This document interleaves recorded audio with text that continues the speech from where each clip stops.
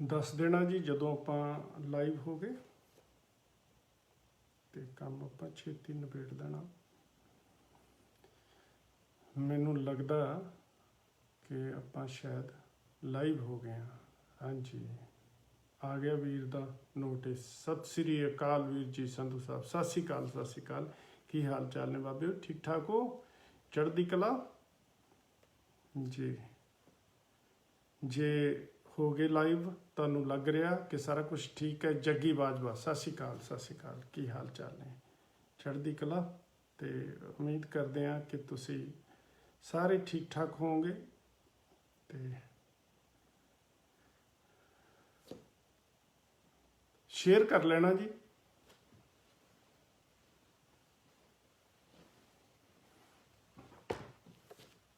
चढ़दी कला, सब ठीक ठाक हो जी। Very good, very good. लो जी मित्रों, कर लो शेयर जी, आप गलबात करते हैं। मैं थोड़े जे कागज पत्र इकट्ठे कर लवां। सुख दर्शन सरवारा जी, सरवारा साहब, गुरदेव सिंह जी शेयर कर लो। तो आप फिर पाठ शुरू करते हैं अपना।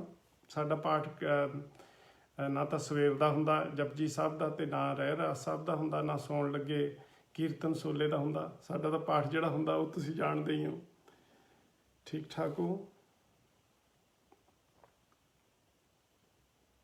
सरवारा साहब, की हाल चाल है?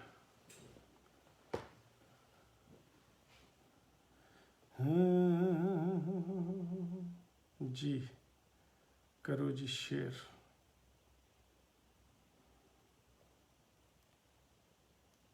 Very good, very good. जे किसी को तकलीफ होंदी है तो वो होंदी रहे। गुरदेव सिंह जी कनेडा वाले, की हाल चाल ने? चढ़दी कला, ठीक ठाक हो? वाह,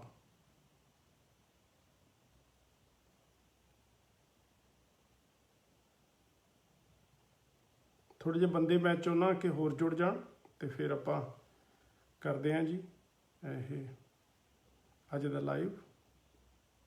ठीक है जी। अवतार थेथी जी, की हाल चाल ने? ठीक ठाक हो? सत श्री अकाल जी, सत श्री अकाल जी। किवें हो सारे? ठीक ठाक हो? पहला एक छोटी जी कविता, क्योंकि जदों भी कोई लोक आवाज़ बन के ਵੱਡੇ ਵੱਡੇ मगरमच्छां ਨੂੰ सवाल ਪੁੱਛਣ ਦੀ कोशिश करता ਤਾਂ ਉਹਦੇ ਤੇ ਪ੍ਰਸ਼ਾਂਤ ਭੂਸ਼ਣ ਵਾਲੀ ਗੱਲ ਹੋ ਜਾਂਦੀ ਹੈ। ਜਿਵੇਂ ਪ੍ਰਸ਼ਾਂਤ ਭੂਸ਼ਣ ਨੇ ਸੁਪਰੀਮ ਕੋਰਟ ਦੇ ਜੱਜ ਨੂੰ ਬਿਨਾਂ ਹੈਲਮਟ ਤੋਂ ਲੋਕਡਾਊਨ ਦੇ ਦੌਰਾਨ, ਕਰਫਿਊ ਲੱਗੇ ਦੇ ਦੌਰਾਨ ਮੋਟਰਸਾਈਕਲ ਤੇ ਸਵਾਰੀ ਕਰਦੇ ਨੂੰ ਦੇਖਿਆ ਸੀ, ਤਾਂ ਉਹਨੇ ਚੈਲੰਜ ਕੀਤਾ ਸੀ ਟਵਿੱਟਰ ਹੈਂਡਲਰ ਤੇ ਆਪਣੇ ਤੇ ਉੱਥੇ ਗੱਲਬਾਤ ਕੀਤੀ ਸੀ ਕਿ ਤੁਸੀਂ ਤੁਹਾਡੇ ਕੋਲੇ ਕਚਹਿਰੀਆਂ ਦੇ ਵਿੱਚ ਕੇਸ ਸੁਣਨ ਵਾਸਤੇ ਲੋਕਡਾਊਨ ਲੱਗਿਆ, ਕਰਫਿਊ ਲੱਗਿਆ, ਤੁਸੀਂ ਸੁਣਦੇ ਨਹੀਂ ਜ਼ਰੂਰੀ ਮਾਮਲੇ ਵੀ, ਪਰ ਤੁਹਾਨੂੰ ਮੋਟਰਸਾਈਕਲ ਚਲਾਉਣ ਦੀ ਵੇਲ ਹੈਗੀ ਹੈ। ਸੋ ਉਹਦੇ ਤੇ ਪਰਸਨਲੀ ਉਸ ਜੱਜ ਤੇ ਸਵਾਲ ਚੁੱਕੇ ਸੀ ਤੇ ਉਹਨਾਂ ਨੇ ਇਹਦਾ ਮਸਲਾ ਬਣਾ ਲਿਆ ਕਿ ਇਹ ਜੀ ਸੁਪਰੀਮ ਕੋਰਟ ਦੀ ਤੋਹੀਨ ਕੀਤੀ ਹੈ ਤੇ ਇਹਨੂੰ ਪੇਸ਼ ਹੋਣਾ ਪੈਣਾ। ਉਹਦੇ ਖਿਲਾਫ ਮੁਕੱਦਮਾ ਵੀ ਸੁਣਾ ਦਿੱਤਾ ਤੇ ਮਾਫੀ ਮੰਗਣ ਦਾ 2-3 ਦਿਨ ਵਾਸਤੇ ਟਾਈਮ ਦਿੱਤਾ। ਪਰ ਪ੍ਰਸ਼ਾਂਤ ਭੂਸ਼ਣ ਵੀ ਇਨਕਲਾਬੀਆਂ ਦੀ ਅੰਸ਼ ਦੇ ਵਿੱਚੋਂ ਬੰਦਾ ਨਿਕਲਿਆ। ਉਹ ਕਹਿੰਦਾ ਨਾ ਕੱਲ ਮਾਫੀ ਮੰਗੀ ਤੇ ਨਾ ਅੱਜ ਮੰਗਣੀ ਤੇ ਨਾ ਕੱਲ ਨੂੰ ਮੰਗਣੀ। ਇਹ ਸਾਰਾ मतलब हौसला देखो बंदे का कि सुप्रीम कोर्ट ने फैसला सुना दिता कि छेती तो छेती इस मामले दे विच माफ़ी मंग लै, क्योंकि ये कंटेम्प्ट ऑफ कोर्ट है तो ये तुसी नहीं कर सकते ਤੇ ਤੁਸੀਂ ਜੱਜ ਦੇ ਖਿਲਾਫ ਬੋਲਿਆ, ਉਹਨੇ ਜੱਜ ਦੇ ਖਿਲਾਫ ਬੋਲਿਆ, ਉਹਨੇ ਕੋਰਟ ਦੇ ਖਿਲਾਫ ਨਹੀਂ ਬੋਲਿਆ। ਨਾਲੇ ਕੰਟੈਂਪਟ ਆਫ ਕੋਰਟ ਹੁੰਦੀ ਹੈ ਜਿਹੜੀ ਤੌਹੀਨ ਹੁੰਦੀ ਹੈ, ਉਹ ਹੁੰਦੀ ਹੈ ਕਿ ਜਦੋਂ ਜੱਜ ਨੇ ਜੱਜ ਦੇ ਬੈਂਚਸ ਨੇ ਕੋਈ ਫੈਸਲਾ ਸੁਣਾ ਦਿੱਤਾ ਤੇ ਉਹਦੇ ਤੇ ਤੁਸੀਂ ਕਿੰਤੂ ਪਰੰਤੂ ਕਰੋ। ਵੈਸੇ ਕਿੰਤੂ ਪਰੰਤੂ ਕੀਤਾ ਜਾਂਦਾ, ਕਿੰਤੂ ਪਰੰਤੂ ਤਾਂ ਕੀਤਾ ਜਾਂਦਾ ਕਿ ਕਈ ਵਾਰੀ ਜਿਹੜੇ ਫੈਸਲੇ ਹੁੰਦੇ ਆ ਉਹ ਸਬੂਤਾਂ ਦੀ ਘਾਟ ਅਨੁਸਾਰ ਤੇ ਉਹ ਗਲਤ ਲਏ ਜਾਂਦੇ ਆ, ਤੇ ਉਹਦੇ ਵਿੱਚ ਫਿਰ ਚੈਲੰਜ ਕਰਨ ਵਾਸਤੇ ਅਪੀਲ ਕੀਤੀ ਜਾਂਦੀ ਹੈ ਹਾਇਰ ਕੋਰਟ ਦੇ ਵਿੱਚ। ਉਹ ਰਾਈਟ ਹੁੰਦਾ ਹਰੇਕ ਦਾ। ਤੇ ਅਵਤਾਰ ਸਿੰਘ ਸਿੱਧੂ, ਕੀ ਹਾਲ ਚਾਲ ਹੈ? ਸਤਿ ਸ਼੍ਰੀ ਅਕਾਲ, ਚੜ੍ਹਦੀ ਕਲਾ। ਸੁਖਵੀਰ ਤਾਤਲੇ ਜੀ, ਸਤਿ ਸ਼੍ਰੀ ਅਕਾਲ ਜੀ, ਸਤਿ ਸ਼੍ਰੀ ਅਕਾਲ, ਚੜ੍ਹਦੀ ਕਲਾ, ਠੀਕ ਠਾਕ ਹੋ? ਉਪਿੰਦਰ ਸ਼ੈਲੀ ਜੀ, ਸਤਿ ਸ਼੍ਰੀ ਅਕਾਲ ਜੀ, ਸਤਿ ਸ਼੍ਰੀ ਅਕਾਲ। ਸਾਡੇ ਵੀਰ ਕਾਫੀ ਜੁੜ ਗਏ ਨੇ ਜੀ, ਬੁੱਝ ਕੁਲਜੀਤ ਜੀ ਜੁੜ ਗਏ ਨੇ ਜੀ, ਸਰਵਾਰਾ ਸਾਹਿਬ ਜੁੜ ਗਏ ਨੇ ਜੀ, ਬਹੁਤ ਸਾਰੇ ਵੀਰ ਸਾਡੇ ਨਾਲ ਜੁੜ ਗਏ ਨੇ।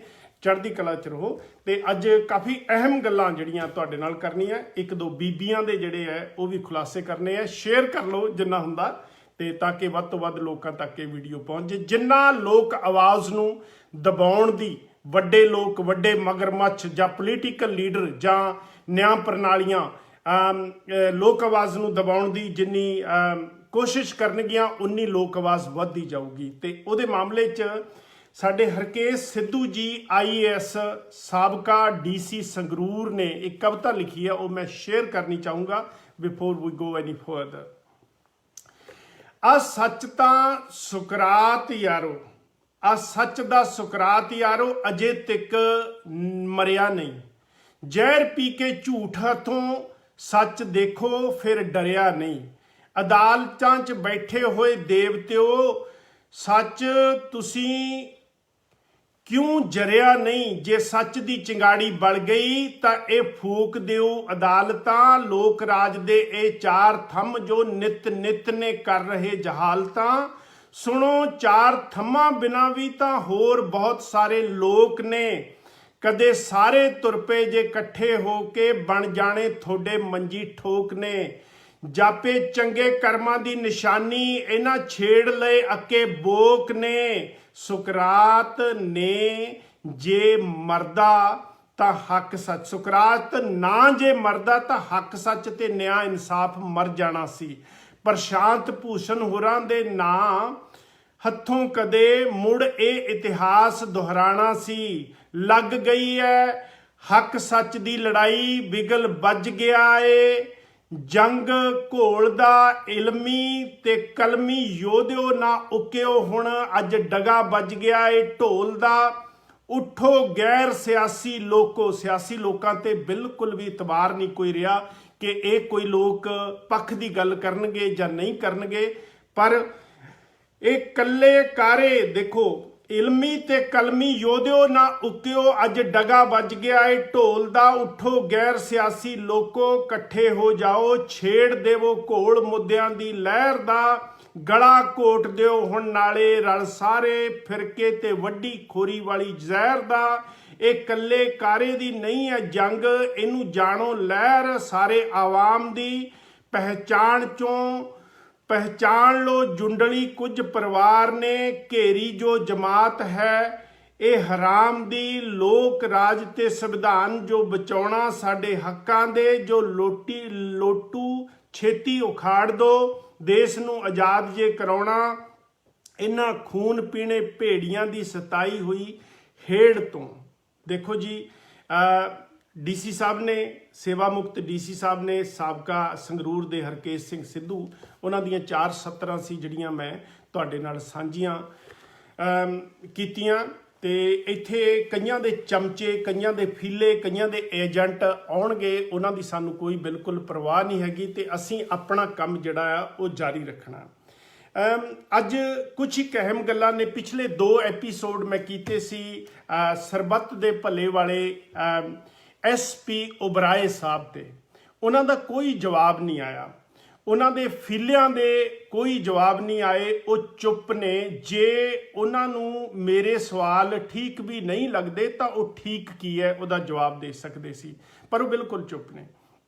ਉਸ ਦੇ ਉਲਟ ਉਹਨਾਂ ਨੇ ਜਿਹੜੀ ਮੇਰੀ ਵੀਡੀਓ ਫੇਸਬੁੱਕ ਤੋਂ ਚੱਕ ਕੇ ਮੁੰਡਿਆਂ ਨੇ, ਲੋਕਾਂ ਨੇ, ਚੈਨਲ ਵਾਲਿਆਂ ਨੇ ਚੜਾਉਣ ਦੀ ਕੋਸ਼ਿਸ਼ ਕੀਤੀ, ਉਹਨੂੰ ਦਬਕੇ ਮਾਰ-ਮਾਰ ਕੇ, ਉਹਨਾਂ ਨੂੰ ਬਹੁਤ ਵੱਡੀਆਂ ਧਮਕੀਆਂ ਦੇ ਕੇ SP ਉਬਰਾਏ ਸਾਹਿਬ ਦੇ ਕਰਿੰਦਿਆਂ ਨੇ ਉਹਨਾਂ ਤੋਂ ਲਾਹੌਣ ਦੀ ਕੋਸ਼ਿਸ਼ ਕੀਤੀ, ਪਰ ਬਹੁਤ ਸਾਰੇ ਮੁੰਡੇ ਬਹਾਦਰ ਨਿਕਲੇ, ਉਹਨਾਂ ਨੇ ਆਪਣੀਆਂ ਵੀਡੀਓ ਡਿਲੀਟ ਨਹੀਂ ਕੀਤੀਆਂ। ਉਹ ਕਹਿੰਦੇ ਕਿ ਜ਼ੋਰ ਲਾ ਕੇ ਆਓ ਜਿੰਨਾ ਆਉਣਾ, ਤੇ ਅਸੀਂ ਨਹੀਂ ਡਿਲੀਟ ਕਰਦੇ। ਜੋ ਕੁਝ ਕਰਨਾ ਤੁਸੀਂ, ਮੇਜਰ ਸੰਧੂ ਨੇ ਬੋਲਿਆ, ਅਸੀਂ ਤਾਂ ਉਹਦਾ ਬੋਲਿਆ ਹੋਇਆ ਚੈਨਲਾਂ ਤੇ ਚੜਾਇਆ, ਤੇ ਤੁਸੀਂ ਸਾਨੂੰ ਨਹੀਂ ਕੁਝ ਕਰ ਸਕਦੇ। ਉਹ ਅੜ ਕੇ ਖੜ ਗਏ ਤੇ ਉਹਨਾਂ ਨੇ ਕਿਹਾ ਕਿ ਅਸੀਂ ਚਲਾਉਣਾ ਹੈ। ਜ਼ਰੂਰੀ ਨਹੀਂ ਹੈਗਾ ਕਿ ਤੁਹਾਡੀ ਜਿਹੜੀ ਪ੍ਰਸ਼ੰਸਾ ਦੀਆਂ ਵੀਡੀਓ ਉਹੀ ਅਸੀਂ ਆਪਣੇ ਚੈਨਲਾਂ ਤੇ ਚੜਾਈਏ, ਜੋ ਸਾਨੂੰ ਚੰਗਾ ਲੱਗੂਗਾ, ਸਾਡੀ ਆਜ਼ਾਦੀ ਹੈ। ਤੇ ਨਾਲੇ ਫਰੀडम ਆਫ ਐਕਸਪ੍ਰੈਸ਼ਨ ਜਿਹੜਾ ਰਾਈਟ ਹੈ, ਫੰਡਾਮੈਂਟਲ ਰਾਈਟ ਹੈ ਇੰਡੀਅਨ ਕਨਸਟੀਟਿਊਸ਼ਨ ਦੇ ਵਿੱਚ, ਉਹਦੇ ਤਹਿਤ ਜਿਹੜਾ ਆਰਟੀਕਲ ਹੈਗਾ ਉਹ ਸਾਨੂੰ ਇਜਾਜ਼ਤ ਦਿੰਦਾ ਕਿ ਅਸੀਂ ਬੋਲ ਸਕਦੇ ਹਾਂ। ਆਪਣੀ ਸਪੀਚ ਜਿਹੜੀ ਹੈ, ਐਕਸਪ੍ਰੈਸ਼ਨ ਦਾ ਸਾਨੂੰ ਅਧਿਕਾਰ ਹੈ, ਇੰਡੀਆ ਦੀ ਕਨਸਟੀਟਿਊਸ਼ਨ ਨੇ ਦਿੱਤਾ, ਉਹ ਤੁਸੀਂ ਦਬਾ ਨਹੀਂ ਸਕਦੇ। ਤੇ ਉਹਨਾਂ ਦੀ ਜਿਹੜੀ ਕਨਵਰਸੇਸ਼ਨ ਹੋਈ ਹੈ ਉਹ ਵੀ ਮੇਰੇ ਕੋਲ ਹੈ, ਤੇ 1-2 ਦਿਨਾਂ ਦੇ ਵਿੱਚ ਮੈਂ ਜਿਹੜੀ ਆਡੀਓ ਹੈ ਉਹਦੀ ਇਸੇ ਪੇਜ ਦੇ ਉੱਤੇ ਉਹ ਵੀ ਮੈਂ ਛੇਤੀ ਰਿਲੀਜ਼ ਕਰ ਦੂੰਗਾ। ਤੇ ਉਹ ਕੀ ਧਮਕੀਆਂ ਦਿੱਤੀਆਂ, ਕਿਹੜੇ ਬੰਦੇ ਉਹਦੇ ਵਿੱਚ ਸ਼ਾਮਲ ਨੇ, ਕਿੱਥੇ ਅਪਰੋਚ ਕੀਤੀ ਗਈ ਕਿ ਇਹਨੂੰ ਅੱਗੇ ਹੋਰ ਨਾ ਵਧੇ ਤੇ ਸਾਡੀ ਆਵਾਜ਼ ਨੂੰ ਬੰਦ ਕਰਨ ਦੀ ਕੋਸ਼ਿਸ਼ ਕਰਦੇ ਆ। ਤੇ ਅਸੀਂ ਜਿੰਨੀ ਦੇਰ ਤੱਕ ਸਾਡਾ ਪੇਜ ਜਾਂ ਸੋਸ਼ਲ ਮੀਡੀਆ ਕਾਇਮ ਹੈ, ਚੈਨਲ ਭਾਵੇਂ ਕੋਈ ਚਲਾਵੇ ਤੇ ਨਾ ਚਲਾਵੇ, ਚੈਨਲਾਂ ਦੀ ਕੀ ਮਜਬੂਰੀ ਹੁੰਦੀ ਹੈ, ਚੈਨਲਾਂ ਦੇ ਖਰਚੇ ਬਹੁਤ ਹੁੰਦੇ ਆ, ਸਟਾਫ ਬਹੁਤ ਹੁੰਦਾ, ਸਟੂਡੀਓ ਹੁੰਦਾ, ਬਿਜਲੀ ਦੇ ਬਿੱਲ ਹੁੰਦੇ ਨੇ, ਕੈਮਰੇ ਹੁੰਦੇ ਨੇ, ਉਹਨਾਂ ਨੇ ਸਪਾਂਸਰਸ਼ਿਪ ਲੈਣੀ ਹੁੰਦੀ ਹੈ। ਸਪਾਂਸਰਸ਼ਿਪ ਅਮੀਰ ਬੰਦੇ ਜਾਂ ਬਿਜ਼ਨਸਮੈਨ ਕਰਦੇ ਆ, ਜਿਹੜੇ ਚੈਨਲ ਨੂੰ ਚਲਾਉਣ ਵਾਸਤੇ ਸਪਾਂਸਰ ਕਰਦੇ ਆ। ਤੇ ਉਹ ਜਦੋਂ ਸਪਾਂਸਰਸ਼ਿਪ ਦਿੰਦੇ ਆ, ਚੈਨਲ ਉਹਨਾਂ ਦੀਆਂ ਖਬਰਾਂ ਵੀ ਚਲਾਉਂਦਾ, ਉਹਨਾਂ ਦੀ ਐਡ ਵੀ ਚਲਾਉਂਦਾ, ਪਰ ਜਦੋਂ ਉਹਨਾਂ ਦੇ ਅਗੇਂਸਟ ਕੋਈ ਗੱਲ ਉੱਠਦੀ ਹੋਵੇ ਤਾਂ ਚੈਨਲ ਵਾਲੇ ਉਹਨੂੰ ਹੱਥ ਨਹੀਂ ਪਾਉਂਦੇ। ਉਹਨੂੰ ਹੱਥ ਪਾਉਣਾ ਆਮ ਬੰਦੇ ਦੇ ਵੱਸ ਦਾ ਰੋਗ ਨਹੀਂ ਹੁੰਦਾ, ਕਿਉਂਕਿ ਚੈਨਲ ਦਾ ਸਾਰਾ ਬਿਜ਼ਨਸ ਜਾਂਦਾ। ਜੇ ਤੁਸੀਂ ਕਹੋਗੇ ਕਿ ਜਿਹੜਾ ਮੀਡੀਆ ਦੇ, ਸੋਸ਼ਲ ਮੀਡੀਆ ਦੇ ਉੱਤੇ ਚੈਨਲ ਬੈਠੇ ਨੇ ਇਹ ਸਾਰੇ ਲੋਕ ਆਵਾਜ਼ ਨੇ, ਇਹ ਬਿਲਕੁਲ ਤੁਹਾਡੀ ਸੋਚਣੀ ਗਲਤ ਹੈ। ਇਹ ਲੋਕ ਆਵਾਜ਼ ਨਹੀਂ ਹੈਗੇ, ਇਹ ਲੋਕ ਆਵਾਜ਼ ਬਣਦੇ ਐ ਸਮੇਂ ਤੋਂ ਸਮੇਂ, ਪਰ ਜਦੋਂ ਕਿਸੇ ਮਗਰਮੱਛ ਜਿਹੜਾ ਇਹਨਾਂ ਨੂੰ ਸਪਾਂਸਰ ਕਰਦਾ ਹੋਵੇ, ਇਹਨਾਂ ਨੂੰ ਪੈਸੇ ਦੇ ਕੇ ਆਪਣੀ ਪ੍ਰਸਿੱਧੀ ਹਾਸਲ ਕਰਦਾ ਹੋਵੇ, ਜਦੋਂ ਉਹਦਾ ਬਿਜ਼ਨਸ ਡਾਮਾਡੋਲ ਹੁੰਦਾ ਤਾਂ ਉਹਦੇ ਅਗੇਂਸਟ ਕੋਈ ਵੀ ਖਬਰ ਨਹੀਂ ਚਲਾ ਸਕਦੇ, ਕਿਉਂਕਿ ਇਹਨਾਂ ਨੇ ਆਪਣੇ ਸਟਾਫ ਨੂੰ ਤਨਖਾਹਾਂ ਦੇਣੀਆਂ। ਸੋ ਇਹ ਮੀਡੀਆ ਦੀ ਮਜਬੂਰੀ ਹੁੰਦੀ ਹੈ। ਤੁਹਾਡੇ ਸੋਚਣ ਦਾ ਤਰੀਕਾ ਹੋਰ ਹੈ, ਮੀਡੀਆ ਦੇ ਕੰਮ ਕਰਨ ਦਾ ਤਰੀਕਾ ਹੋਰ ਹੁੰਦਾ ਜੀ। ਇਦੋਂ ਅੱਗੇ ਚੱਲੀਏ ਜੀ ਆਪਾਂ।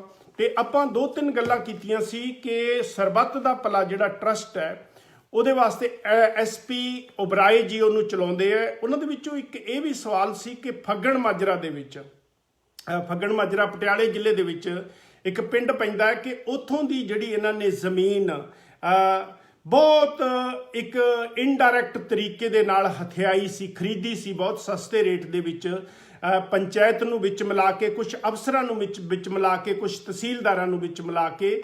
ਤੇ ਉਹਦਾ ਜਵਾਬ ਜਿਹੜਾ ਦੇਣਾ ਬਣਦਾ ਸੀ SP ਉਬਰਾਏ ਨੂੰ ਕਿ ਨਹੀਂ ਜੀ, ਅਸੀਂ ਤਾਂ ਕਿਸੇ ਨਾਲ ਧੋਖਾਧੜੀ ਨਹੀਂ ਕੀਤੀ, ਅਸੀਂ ਤਾਂ ਸਰਬੱਤ ਦੇ ਭਲੇ ਲਈ, ਭਲੇ ਕਾਰਜਾਂ ਲਈ ਜ਼ਮੀਨ ਖਰੀਦੀ ਤੇ ਅਸੀਂ ਉੱਥੇ ਬਿਲਡਿੰਗ ਬਣਾਈ, ਤੇ ਬਿਲਡਿੰਗ ਬਣਾ ਕੇ 4 ਦੀਵਾਰੀ ਕੀਤੀ ਹੋਈ ਹੈ, ਬਿਲਡਿੰਗ ਬਣਾਉਣੀ ਸ਼ੁਰੂ ਕੀਤੀ ਹੈ।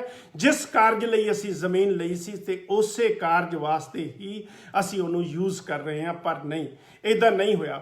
SP ਉਬਰਾਏ ਸਾਹਿਬ ਜਾਂ ਉਹਨਾਂ ਦੇ ਆਫੀਸ਼ੀਅਲ ਕਿਸੇ ਵੀ ਬੰਦੇ ਨੇ ਇਸ ਗੱਲ ਦਾ ਜਵਾਬ ਦੇਣ ਦੀ ਕੋਸ਼ਿਸ਼ ਨਹੀਂ ਕੀਤੀ।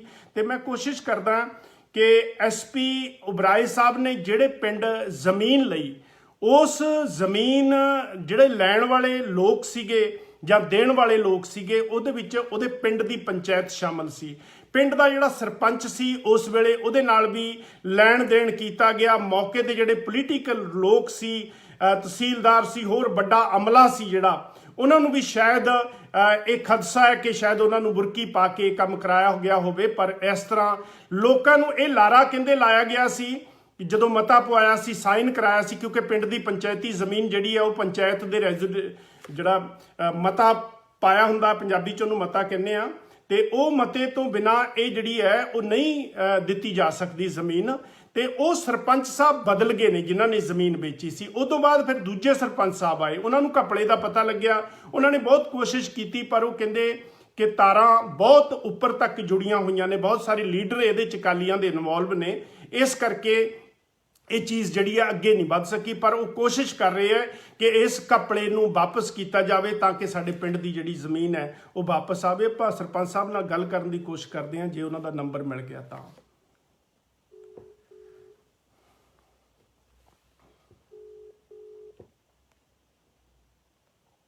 ਦੋਸਤੋ ਇਹਨੂੰ ਸ਼ੇਅਰ ਕਰ ਲਓ ਵੱਧ ਤੋਂ ਵੱਧ।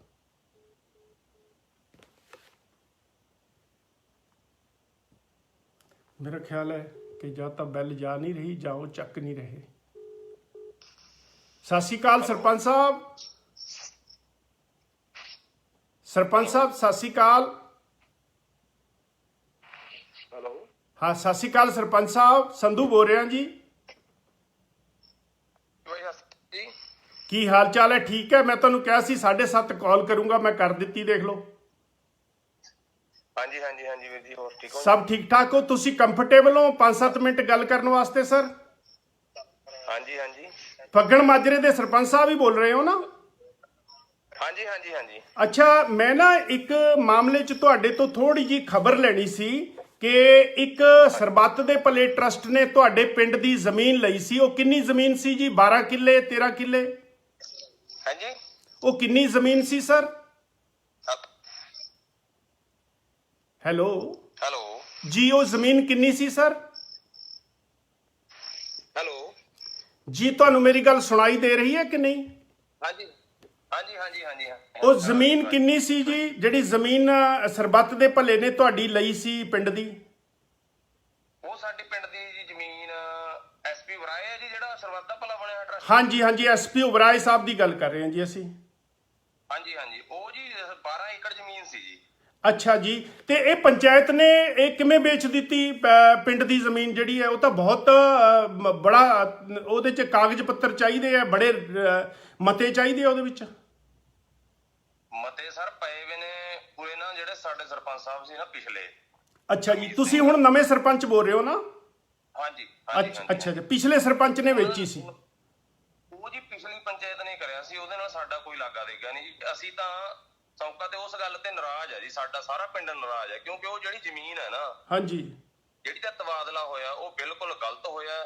ਠੀਕ ਹੈ ਜੀ, ਉਹ ਨਾ ਜਿਹੜੀ ਸਾਡੀ ਜ਼ਮੀਨ ਹੈ, ਜਿਹੜੀ ਦਾ ਤਬਾਦਲਾ ਹੋਇਆ, ਉਹ ਤਾਂ ਮੇਨ ਰੋਡ ਤੇ ਜ਼ਮੀਨ ਹੈ ਜੀ, ਉਹ ਤਾਂ ਬੜੀ ਕੀਮਤੀ ਹੈ, ਜਿਹੜੀ ਲਈ ਗਈ ਹੈ ਟਰਸਟ ਵੱਲੋਂ। ਕੀਮਤ ਹੈ ਜਿਹੜੀ ਸਾਨੂੰ ਦਿੱਤੀ ਹੈ ਨਾ ਪਿੰਡ ਨੂੰ ਜੀ, ਉਹ ਤਾਂ ਬੜੀ ਜਮਾ ਪਿੱਛੇ ਹੈ ਜੀ ਜ਼ਮੀਨ। ਉਹਦਾ ਤਾਰਾਂ ਨੇ, ਉਹ ਤੁਹਾਡਾ 20 ਲੱਖ ਰੁਪਏ ਨੂੰ ਉਹਦੇ ਨਾਲ ਜ਼ਮੀਨ ਵਿਕੀ ਹੈ ਜੀ, 19 ਲੱਖ ਰੁਪਏ।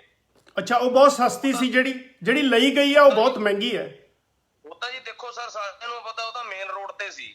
ਹਾਂ ਹਾਂ ਹਾਂ, ਅੱਛਾ।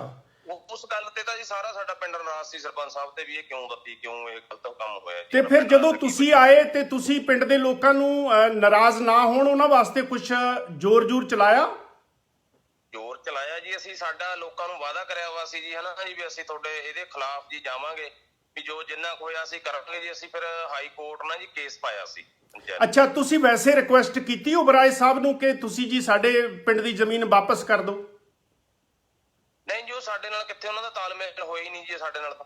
ਅੱਛਾ, ਤੁਹਾਡੇ ਨਾਲ ਗੱਲ ਨਹੀਂ ਕਰਦੇ ਇਸ ਮੌਕੇ? ਹਾਈ ਕੋਰਟ ਜੀ ਦੇਖੋ, ਐਡੇ ਫੈਸਲੇ ਜੀ ਕਿਤੇ ਰਿਕੁਐਸਟ ਨਾਲ, ਕਿਹੜਾ ਜਦੋਂ ਤਬਾਦਲਾ ਹੀ ਹੋ ਗਿਆ ਜੀ, ਹਨਾ, ਪ੍ਰੋਪਰ ਤਬਾਦਲਾ ਅਗਲੇ ਨੇ ਕਰਿਆ ਜੀ, ਹਨਾ। ਅੱਛਾ, ਟਾਈਮ ਲੱਗਿਆ ਜੀ, ਆਪਣੀਆਂ ਅੜਚਣਾਂ ਆਈਆਂ ਨੇ, ਕਿਹੜਾ ਸਾਡੇ ਐਮਐਲਏ ਸਾਹਿਬ ਨੇ ਵੀ ਇੱਥੇ ਪੱਤਰਕਾਰ ਕਾਨਫਰੰਸ ਕਰਤੀ ਸੀ ਜੀ ਪਿੰਡ 'ਚ। ਅੱਛਾ ਜੀ, ਇਹਨਾਂ ਨੇ ਜੀ ਨਾ ਇੱਕ ਅਖਬਾਰ 'ਚ ਦੇਤੀ ਸੀ ਜੀ, ਕੋਈ ਇੰਗਲਿਸ਼ ਦਾ ਅਖਬਾਰ ਹੈ, ਉਹ ਸਾਡੇ ਐਮਐਲਏ ਸਾਹਿਬ ਨੂੰ ਪਤਾ ਲੱਗ ਗਿਆ ਸੀ ਜੀ, ਉਹਦਾ ਸਾਡੇ ਪਿੰਡ ਨੂੰ ਨਹੀਂ ਪਤਾ ਸੀ। ਇਹਨਾਂ ਨੇ 2 ਲਾਈਨਾਂ ਲਿਖਤੀਆਂ ਸੀ ਜੀ, ਵੀ ਫੱਗਣ ਮਾਜਰੇ ਫਲਾਨੀ ਤਰੀਕ ਨੂੰ ਜੀ, ਠੀਕ ਹੈ ਜੀ, ਇਸ ਦਾ ਮਤਾ ਪਾਇਆ ਜਾਊਗਾ ਜੀ, ਜ਼ਮੀਨ ਦਿੱਤੀ ਜਾਊਗੀ ਜੀ। ਉਹ ਕਿਸੇ ਨੂੰ ਪਤਾ ਹੀ ਨਹੀਂ ਸੀ ਜੀ ਇਹ ਗੱਲ ਦਾ। ਅੱਛਾ ਜੀ, ਉਹ ਇਸ਼ਤਿਹਾਰ ਦੇਣਾ ਪੈਂਦਾ ਕਾਨੂੰਨੀ ਤੌਰ ਤੇ? ਹਾਂਜੀ ਹਾਂਜੀ, ਉਹ ਇਸ਼ਤਿਹਾਰ ਜੀ ਇੱਕ ਨਾ ਇੰਗਲਿਸ਼ ਅਖਬਾਰ 'ਚ ਦਿੱਤਾ ਗਿਆ, ਜਿਹੜਾ ਕਿ ਹੁਣ ਪਿੰਡਾਂ 'ਚ ਕਿੱਥੋਂ ਇੰਗਲਿਸ਼ ਅਖਬਾਰ ਕੋਈ ਪੜ੍ਹਦਾ ਨਹੀਂ ਜੀ, ਨਾ ਹੁੰਦਾ। ਉਹ ਪਿਛਲੇ ਸਾਡੇ ਐਮਐਲਏ ਸੀ ਜੀ ਉਦੋਂ, ਸ਼੍ਰੀ ਬ੍ਰਹਮ ਮਹਿੰਦਰਾ ਜੀ, ਹਨਾ, ਉਹਨਾਂ ਨੇ ਸਾਨੂੰ ਦੱਸਿਆ ਜੀ, ਪਿੰਡ ਦੇ ਲੋਕਾਂ ਨੂੰ ਜਾਗਰੂਕ ਕੀਤਾ ਉਹਨਾਂ ਨੇ ਵੀ ਇਹ ਗੱਲ ਹੈ ਜੀ। ਫਿਰ ਉਰੇ ਆਏ ਪਿੰਡ 'ਚ ਜੀ। ਅੱਛਾ ਜੀ, ਫਿਰ ਉਸ ਦਿਨ ਕੋਈ ਕੁਝ ਨਹੀਂ ਹੋਇਆ ਜੀ। ਕਿਤੇ ਬਾਅਦ 'ਚ ਨਾ ਜੀ ਫਿਰ ਸਾਡੇ ਲੋਕਾਂ ਨੂੰ ਪਲਾਟਾਂ ਦਾ ਝਾਸਾ ਸੀ, ਵੀ ਪਲਾਟਾਂ ਦੇ ਝਾਸੇ 'ਚ ਨਾ ਲੋਕਾਂ ਦੇ ਸਾਈਨ, ਜਿਹੜੀ ਗਰੀਬ ਜਨਤਾ ਉਹ ਕਰੀਂਗੀ ਜਾ ਕੇ। ਅੱਛਾ ਜੀ, ਉਹ ਕੀ ਕਿਹਾ ਗਿਆ ਸਰਪੰਚ ਸਾਹਿਬ ਵੱਲੋਂ? ਕੀ ਕਿਹਾ ਗਿਆ ਕਿ ਪਲਾਟ ਮਿਲਣਗੇ ਤੁਹਾਨੂੰ? ਹਾਂਜੀ ਬਈ, ਪਲਾਟ ਮਿਲਣਗੇ ਜੀ। ਗ੍ਰਾਮ ਸਭਾ ਦਾ ਮਤਾ, ਉਹਦੇ ਪਲਾਟਾਂ ਦਾ ਝਾਸਾ ਦੇ ਕੇ ਨਾ ਗ੍ਰਾਮ ਸਭਾ ਦਾ ਮਤਾ ਤਿਆਰ ਹੋ ਗਿਆ ਜੀ, ਮਤਾ ਪਾਇਆ ਗਿਆ। ਅੱਛਾ ਜੀ, ਤੇ ਪਰ ਜਿਹੜਾ ਮਤਾ ਸੀ ਉਹਦੇ 'ਚ ਲਿਖਿਆ ਹੋਇਆ ਸੀ ਜ਼ਮੀਨ ਵੇਚਣ ਦਾ, ਪਰ ਲੋਕਾਂ ਨੂੰ ਕਿਹਾ ਗਿਆ ਕਿ ਇਹ ਪਲਾਟ ਜਿਹੜੇ ਆ ਉਹ ਕੱਟ ਕੇ ਦਿੱਤੇ ਜਾਣਗੇ ਤੁਹਾਨੂੰ। ਜ਼ਮੀਨ ਦਾ ਵੇਚਣ ਦਾ ਨਹੀਂ ਸਰ, ਇਹ ਤਬਾਦਲਾ ਹੋਇਆ ਵਾ, ਵੇਚੀ ਵੀ ਨਹੀਂ, ਇਹ ਤਬਾਦਲਾ ਹੈ। ਅੱਛਾ, ਤਬਾਦਲੇ ਜਿਹੜੀ ਜ਼ਮੀਨ ਦਿੱਤੀ ਗਈ ਹੈ ਨਾ, ਉਹ ਜਮੀ ਸਸਤੀ ਹੈ। ਇਹ ਤਾਂ ਮੇਨ ਜੀ ਜੀ।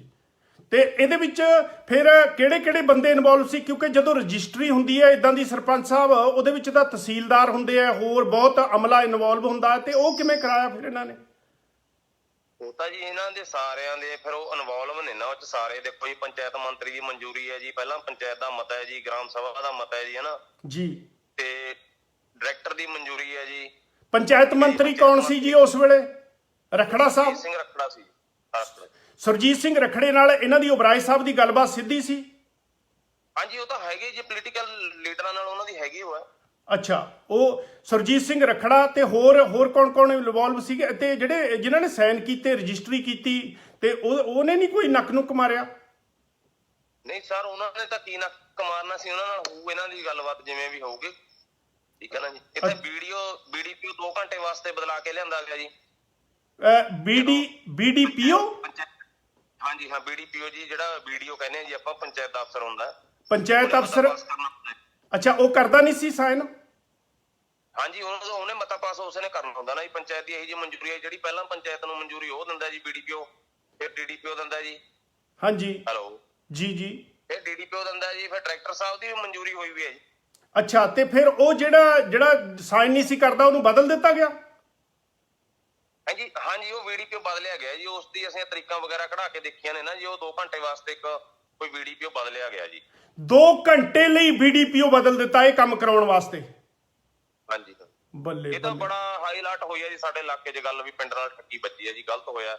ਸਾਨੂੰ ਵੀ ਲੋਕਾਂ ਨੇ ਬੜਾ ਇਹ ਗੱਲ ਤੇ ਸਾਡੇ ਤੇ ਵੀ ਪ੍ਰੈਸ਼ਰ ਸੀ ਜੀ ਇਹ ਗੱਲ ਦਾ, ਵੀ ਤੁਸੀਂ ਇਹ ਮੁੱਦੇ ਨੂੰ ਚੱਕੋ। ਪਰ ਚਲੋ ਹੁਣ ਅਸੀਂ ਜੋ ਕਰ ਸਕਦੇ ਸੀ, ਪੰਚਾਇਤ ਕਰ ਸਕਦੀ ਸੀ, ਹਨਾ। ਅਸੀਂ ਤਾਂ ਦੇਖੋ ਪੰਚਾਇਤ ਲੜਾਈ ਤਾਂ ਕਿਸੇ ਨਾਲ ਕਰ ਨਹੀਂ ਸਕਦੀ। ਪੰਚਾਇਤ ਨੇ ਦੇਖੋ ਜੀ ਮਤਾ ਪਾ ਕੇ ਅਸੀਂ ਵਕੀਲ ਕਰਕੇ ਨਾ ਜੀ ਤੇ ਹਾਈ ਕੋਰਟ ਪਾਤਾ ਸੀ। ਹਾਈ ਕੋਰਟ ਨੇ ਸਾਨੂੰ ਖਾਰਜ ਕਰਤਾ।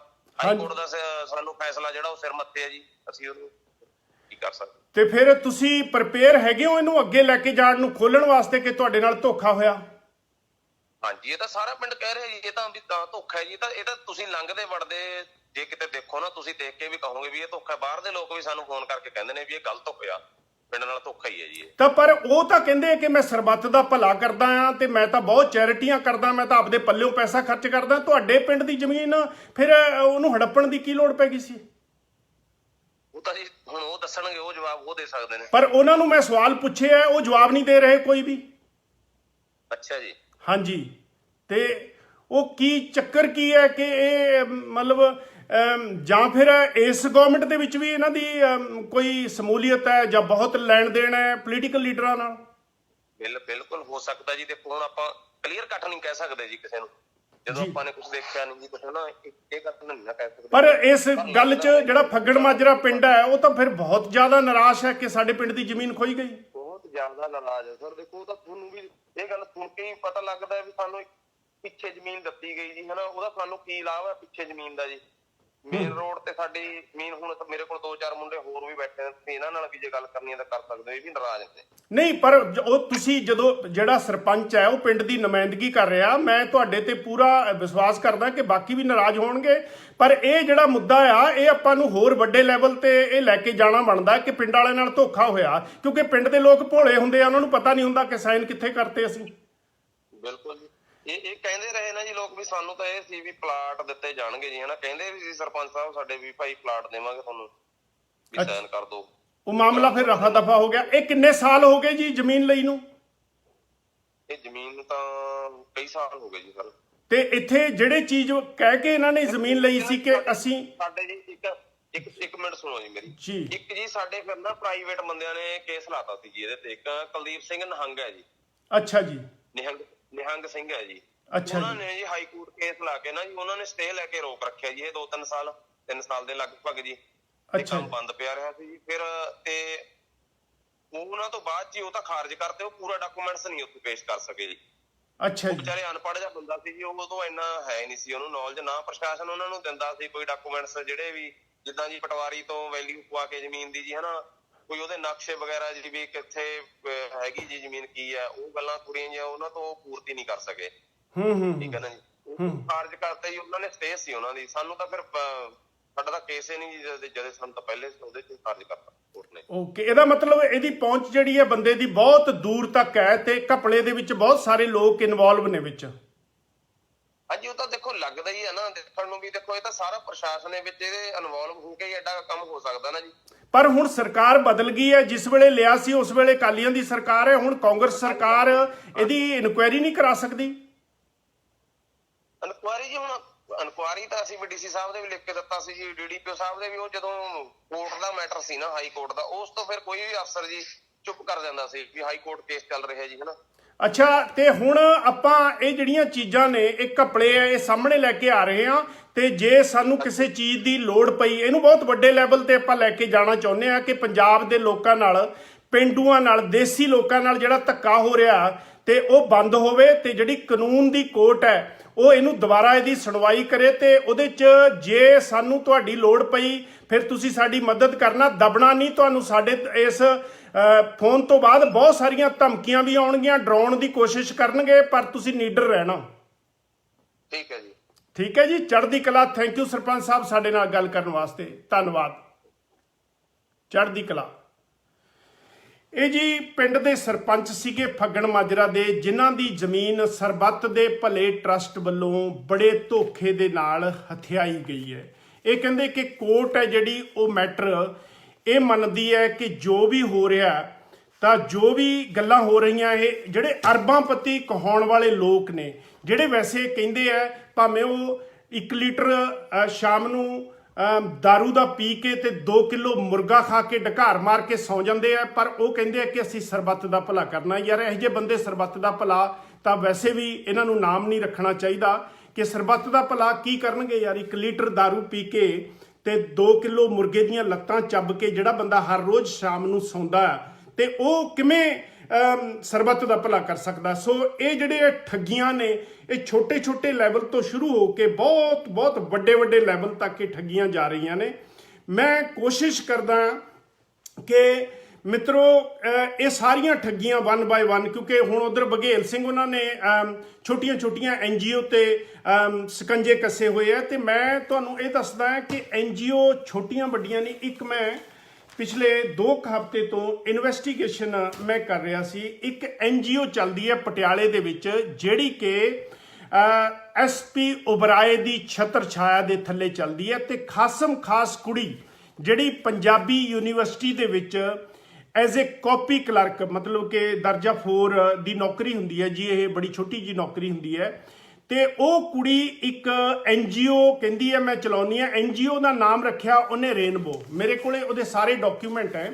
ਜਦੋਂ ਮੈਂ ਸੈਂਟਰ ਗਵਰਨਮੈਂਟ ਤੋਂ ਈਮੇਲ ਕਰ ਕਰਕੇ, ਫੋਨ ਕਰ ਕਰਕੇ ਉਹਦੇ ਜਿਹੜੇ ਪਤੇ ਲਏ ਸਾਰੇ, ਤਾਂ ਉਹਦੇ ਵਿੱਚੋਂ ਮੈਨੂੰ ਜਿਹੜੇ ਜਵਾਬ ਆਏ ਉਹ ਮੇਰੇ ਕੋਲ ਨੇ। ਮੈਂ ਤੁਹਾਡੇ ਨਸਰ ਵੀ ਕਰੂੰਗਾ ਜਦੋਂ ਵੀ ਇਹ ਚੀਜ਼ਾਂ ਸਾਹਮਣੇ ਆਈਆਂ। ਤੇ ਇਹ ਮੇਰਾ ਖਿਆਲ ਹੈ ਉਬਰਾਏ ਸਾਹਿਬ ਵੀ ਇੱਕੋ ਚੀਜ਼ ਨੂੰ ਹਾਈਲਾਈਟ ਕਰਦੇ ਆ। ਉਹ ਕਹਿੰਦੇ ਕਿ ਮੈਂ ਡਿਸੇਬਲ ਬੱਚੇ ਜਿਹੜੇ ਡੈਫ ਹੁੰਦੇ ਆ, ਜਿਹੜਿਆਂ ਨੂੰ ਸੁਣਦਾ ਨਹੀਂ, ਗੂੰਗੇ ਨੇ, ਬੋਲੇ ਨੇ, ਅੰਨੇ ਨੇ, ਮੈਂ ਬਹੁਤ ਸੇਵਾ ਕਰਦਾ। ਬਹੁਤ ਵਧੀਆ ਗੱਲ ਹੈ, ਸੇਵਾ ਕਰਨੀ ਵੀ ਚਾਹੀਦੀ ਹੈ, ਹਰੇਕ ਬੰਦੇ ਨੂੰ ਕਰਨੀ ਚਾਹੀਦੀ ਹੈ ਜਿੱਤੋਂ ਪੁੱਗਦੀ ਹੋਵੇ।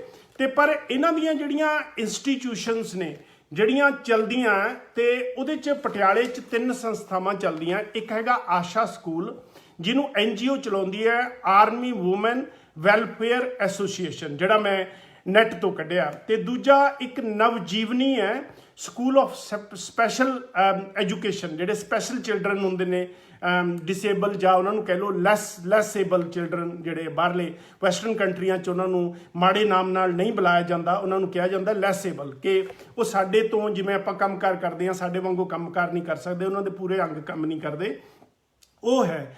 ਤੀਜੀ ਹੈਗੀ ਹੈ Patiala school of deaf and dumb and blind, ਤੇ ਇਹ ਵੀ ਪਟਿਆਲਾ ਦੇ ਵਿੱਚ ਹੈ, ਸੈਫਦੀਪੁਰ ਪਿੰਡ ਦੇ ਵਿੱਚ। ਇਹ 3 ਨੇ, ਤਿੰਨਾਂ ਦੇ ਵਿੱਚ ਇਹ ਜਿਹੜੇ ਲੈਸੇਬਲ ਪੀਪਲ ਨੇ, ਜਿਹੜੇ ਸਪੈਸ਼ਲ ਨੀਡਸ ਵਾਲੇ ਬੱਚੇ ਨੇ, ਉਹ ਉੱਥੇ ਰਹਿੰਦੇ ਹੈ। ਤੇ ਇਹ ਤੁਸੀਂ ਜਾ ਕੇ ਦੇਖੋਗੇ, ਇਸ ਕੁੜੀ ਦੇ 3-4 ਪੇਜ ਨੇ। ਨੈਂਸੀ ਘੁੰਮਣ ਇਹਨਾਂ ਦਾ ਨਾਂ ਹੈ, ਤੇ ਇਹ ਮਿਸਿਸ ਵਰਲਡ ਪੰਜਾਬਣ ਦੇ ਸ਼ੋਅ ਵੀ ਕਰਾਉਂਦੀ ਹੈ, ਤੇ NGO ਦੇ ਨਾਮ ਦੇ ਉੱਤੇ ਇਹ ਸਾਰਾ ਕੁਝ ਹੁੰਦਾ। ਪਰ ਮੈਂ ਚੈੱਕ ਕੀਤਾ ਕਿ ਜਿਹੜੀ ਰੇਨਬੋ NGO ਹੈ, ਇਹ NGO ਨਹੀਂ ਹੈਗੀ। NGO ਵਾਸਤੇ ਤਾਂ ਸੈਂਟਰ ਗਵਰਨਮੈਂਟ ਤੋਂ ਅਪਲਾਈ ਕਰਨਾ ਪੈਂਦਾ, ਤੇ ਇਹ ਤਾਂ ਪੰਜਾਬ ਤਾਂ ਇਹਦੀ ਅਥਾਰਟੀ ਨਹੀਂ ਦਿੰਦਾ ਇਸ NGO ਦੀ। ਸੋ ਇਹ ਕੁੜੀ ਦੀਆਂ ਮੈਂ ਜਿਹੜੀਆਂ ਵੀਡੀਓ, ਜਿਹੜੀ ਇਹਨੇ ਬੋਲਿਆ ਹੋਇਆ ਕਿ ਮੈਂ NGO ਚਲਾਉਣੀ ਆ, ਮੇਰੀ NGO ਬਹੁਤ ਘਾਟੇ 'ਚ ਜਾ ਰਹੀ ਹੈ ਕਿਉਂਕਿ COVID-19 ਕਰਕੇ ਉਹਦੇ ਫੰਕਸ਼ਨ ਨਹੀਂ ਹੋਣ ਦਿੱਤੇ ਜਾ ਰਹੇ। ਤੇ ਇਹਨਾਂ ਦਾ ਜਿਹੜਾ ਫੰਕਸ਼ਨ ਹੁੰਦਾ ਪੰਜਾਬੀ ਯੂਨੀਵਰਸਿਟੀ ਪਟਿਆਲਾ 'ਚ, ਉਹਦੇ ਵਿੱਚ ਉਬਰਾਏ ਸਾਹਿਬ ਜਿਹੜੇ ਹੈ ਉਹ ਬਹੁਤ ਜ਼ਿਆਦਾ ਸਮੂਲੀਅਤ ਕਰਦੇ ਆ, ਹਰ ਵੇਲੇ ਇਹਨਾਂ ਦੇ ਨਾਲ ਰਹਿੰਦੇ ਆ ਤੇ ਇਹ ਕਹਿੰਦੀ ਹੈ ਕਿ ਸਾਡੇ ਸਰਪ੍ਰਸਤ ਉਹ ਨੇ ਤੇ ਪ੍ਰੈਜ਼ੀਡੈਂਟ ਜਿਹੜੀ ਹੈ ਰੇਨਬੋ ਦੀ ਮੈਂ ਆ।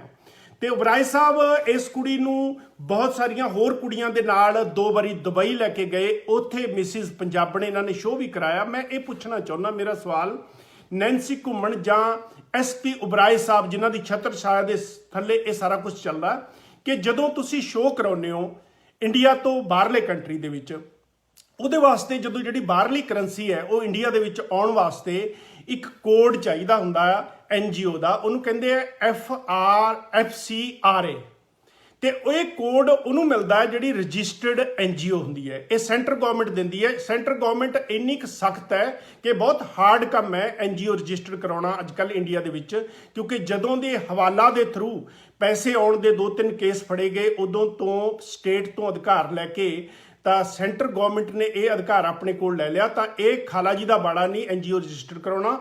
ਤੇ ਜਿਹੜੀ ਰੇਨਬੋ ਹੈ ਇਹ NGO ਨਾ ਤਾਂ ਰਜਿਸਟਰਡ ਹੈ, ਰਜਿਸਟਰਡ ਹੋਣ ਵਾਸਤੇ 7 ਬੰਦੇ ਘੱਟੋ ਘੱਟ ਹੋਣੇ ਬਹੁਤ ਜ਼ਰੂਰੀ ਨੇ। 7 ਤੋਂ ਵੱਧ ਹੋ ਸਕਦੇ ਆ, 7 ਤੋਂ ਘੱਟ ਨਹੀਂ ਹੋ ਸਕਦੇ। ਸਾਰੇ ਬੰਦਿਆਂ ਦੇ ਜਿਹੜੇ ਕਰੈਕਟਰ ਹੈ ਉਹ ਪੁਲਿਸ ਦੁਆਰਾ, ਇੰਟੈਲੀਜੈਂਸ ਏਜੰਸੀਜ਼ ਦੁਆਰਾ ਚੈੱਕ ਕੀਤੇ ਜਾਂਦੇ ਆ, ਤੇ ਸਾਰੇ ਬੰਦੇ ਆਪਸ 'ਚ ਰਿਲੇਟਡ ਨਹੀਂ ਹੋਣੇ ਚਾਹੀਦੇ, ਕਿਸੇ 'ਚ ਕੋਈ ਵੀ ਰਿਲੇਟਡ ਨਹੀਂ ਹੋਣਾ ਚਾਹੀਦਾ। ਤੇ ਇਹ NGO ਦੇ ਅਸੂਲ ਨੇ। ਪਰ ਇਹ ਥਾਂ ਤੇ ਫੇਸਬੁੱਕ ਦੇ ਉੱਤੇ 4 ਪੇਜ ਜਿਹਦੇ ਚੱਲਦੇ ਆ, ਇੱਕ ਚੱਲਦਾ ਹੈ ਕੋਹੀਨੂਰ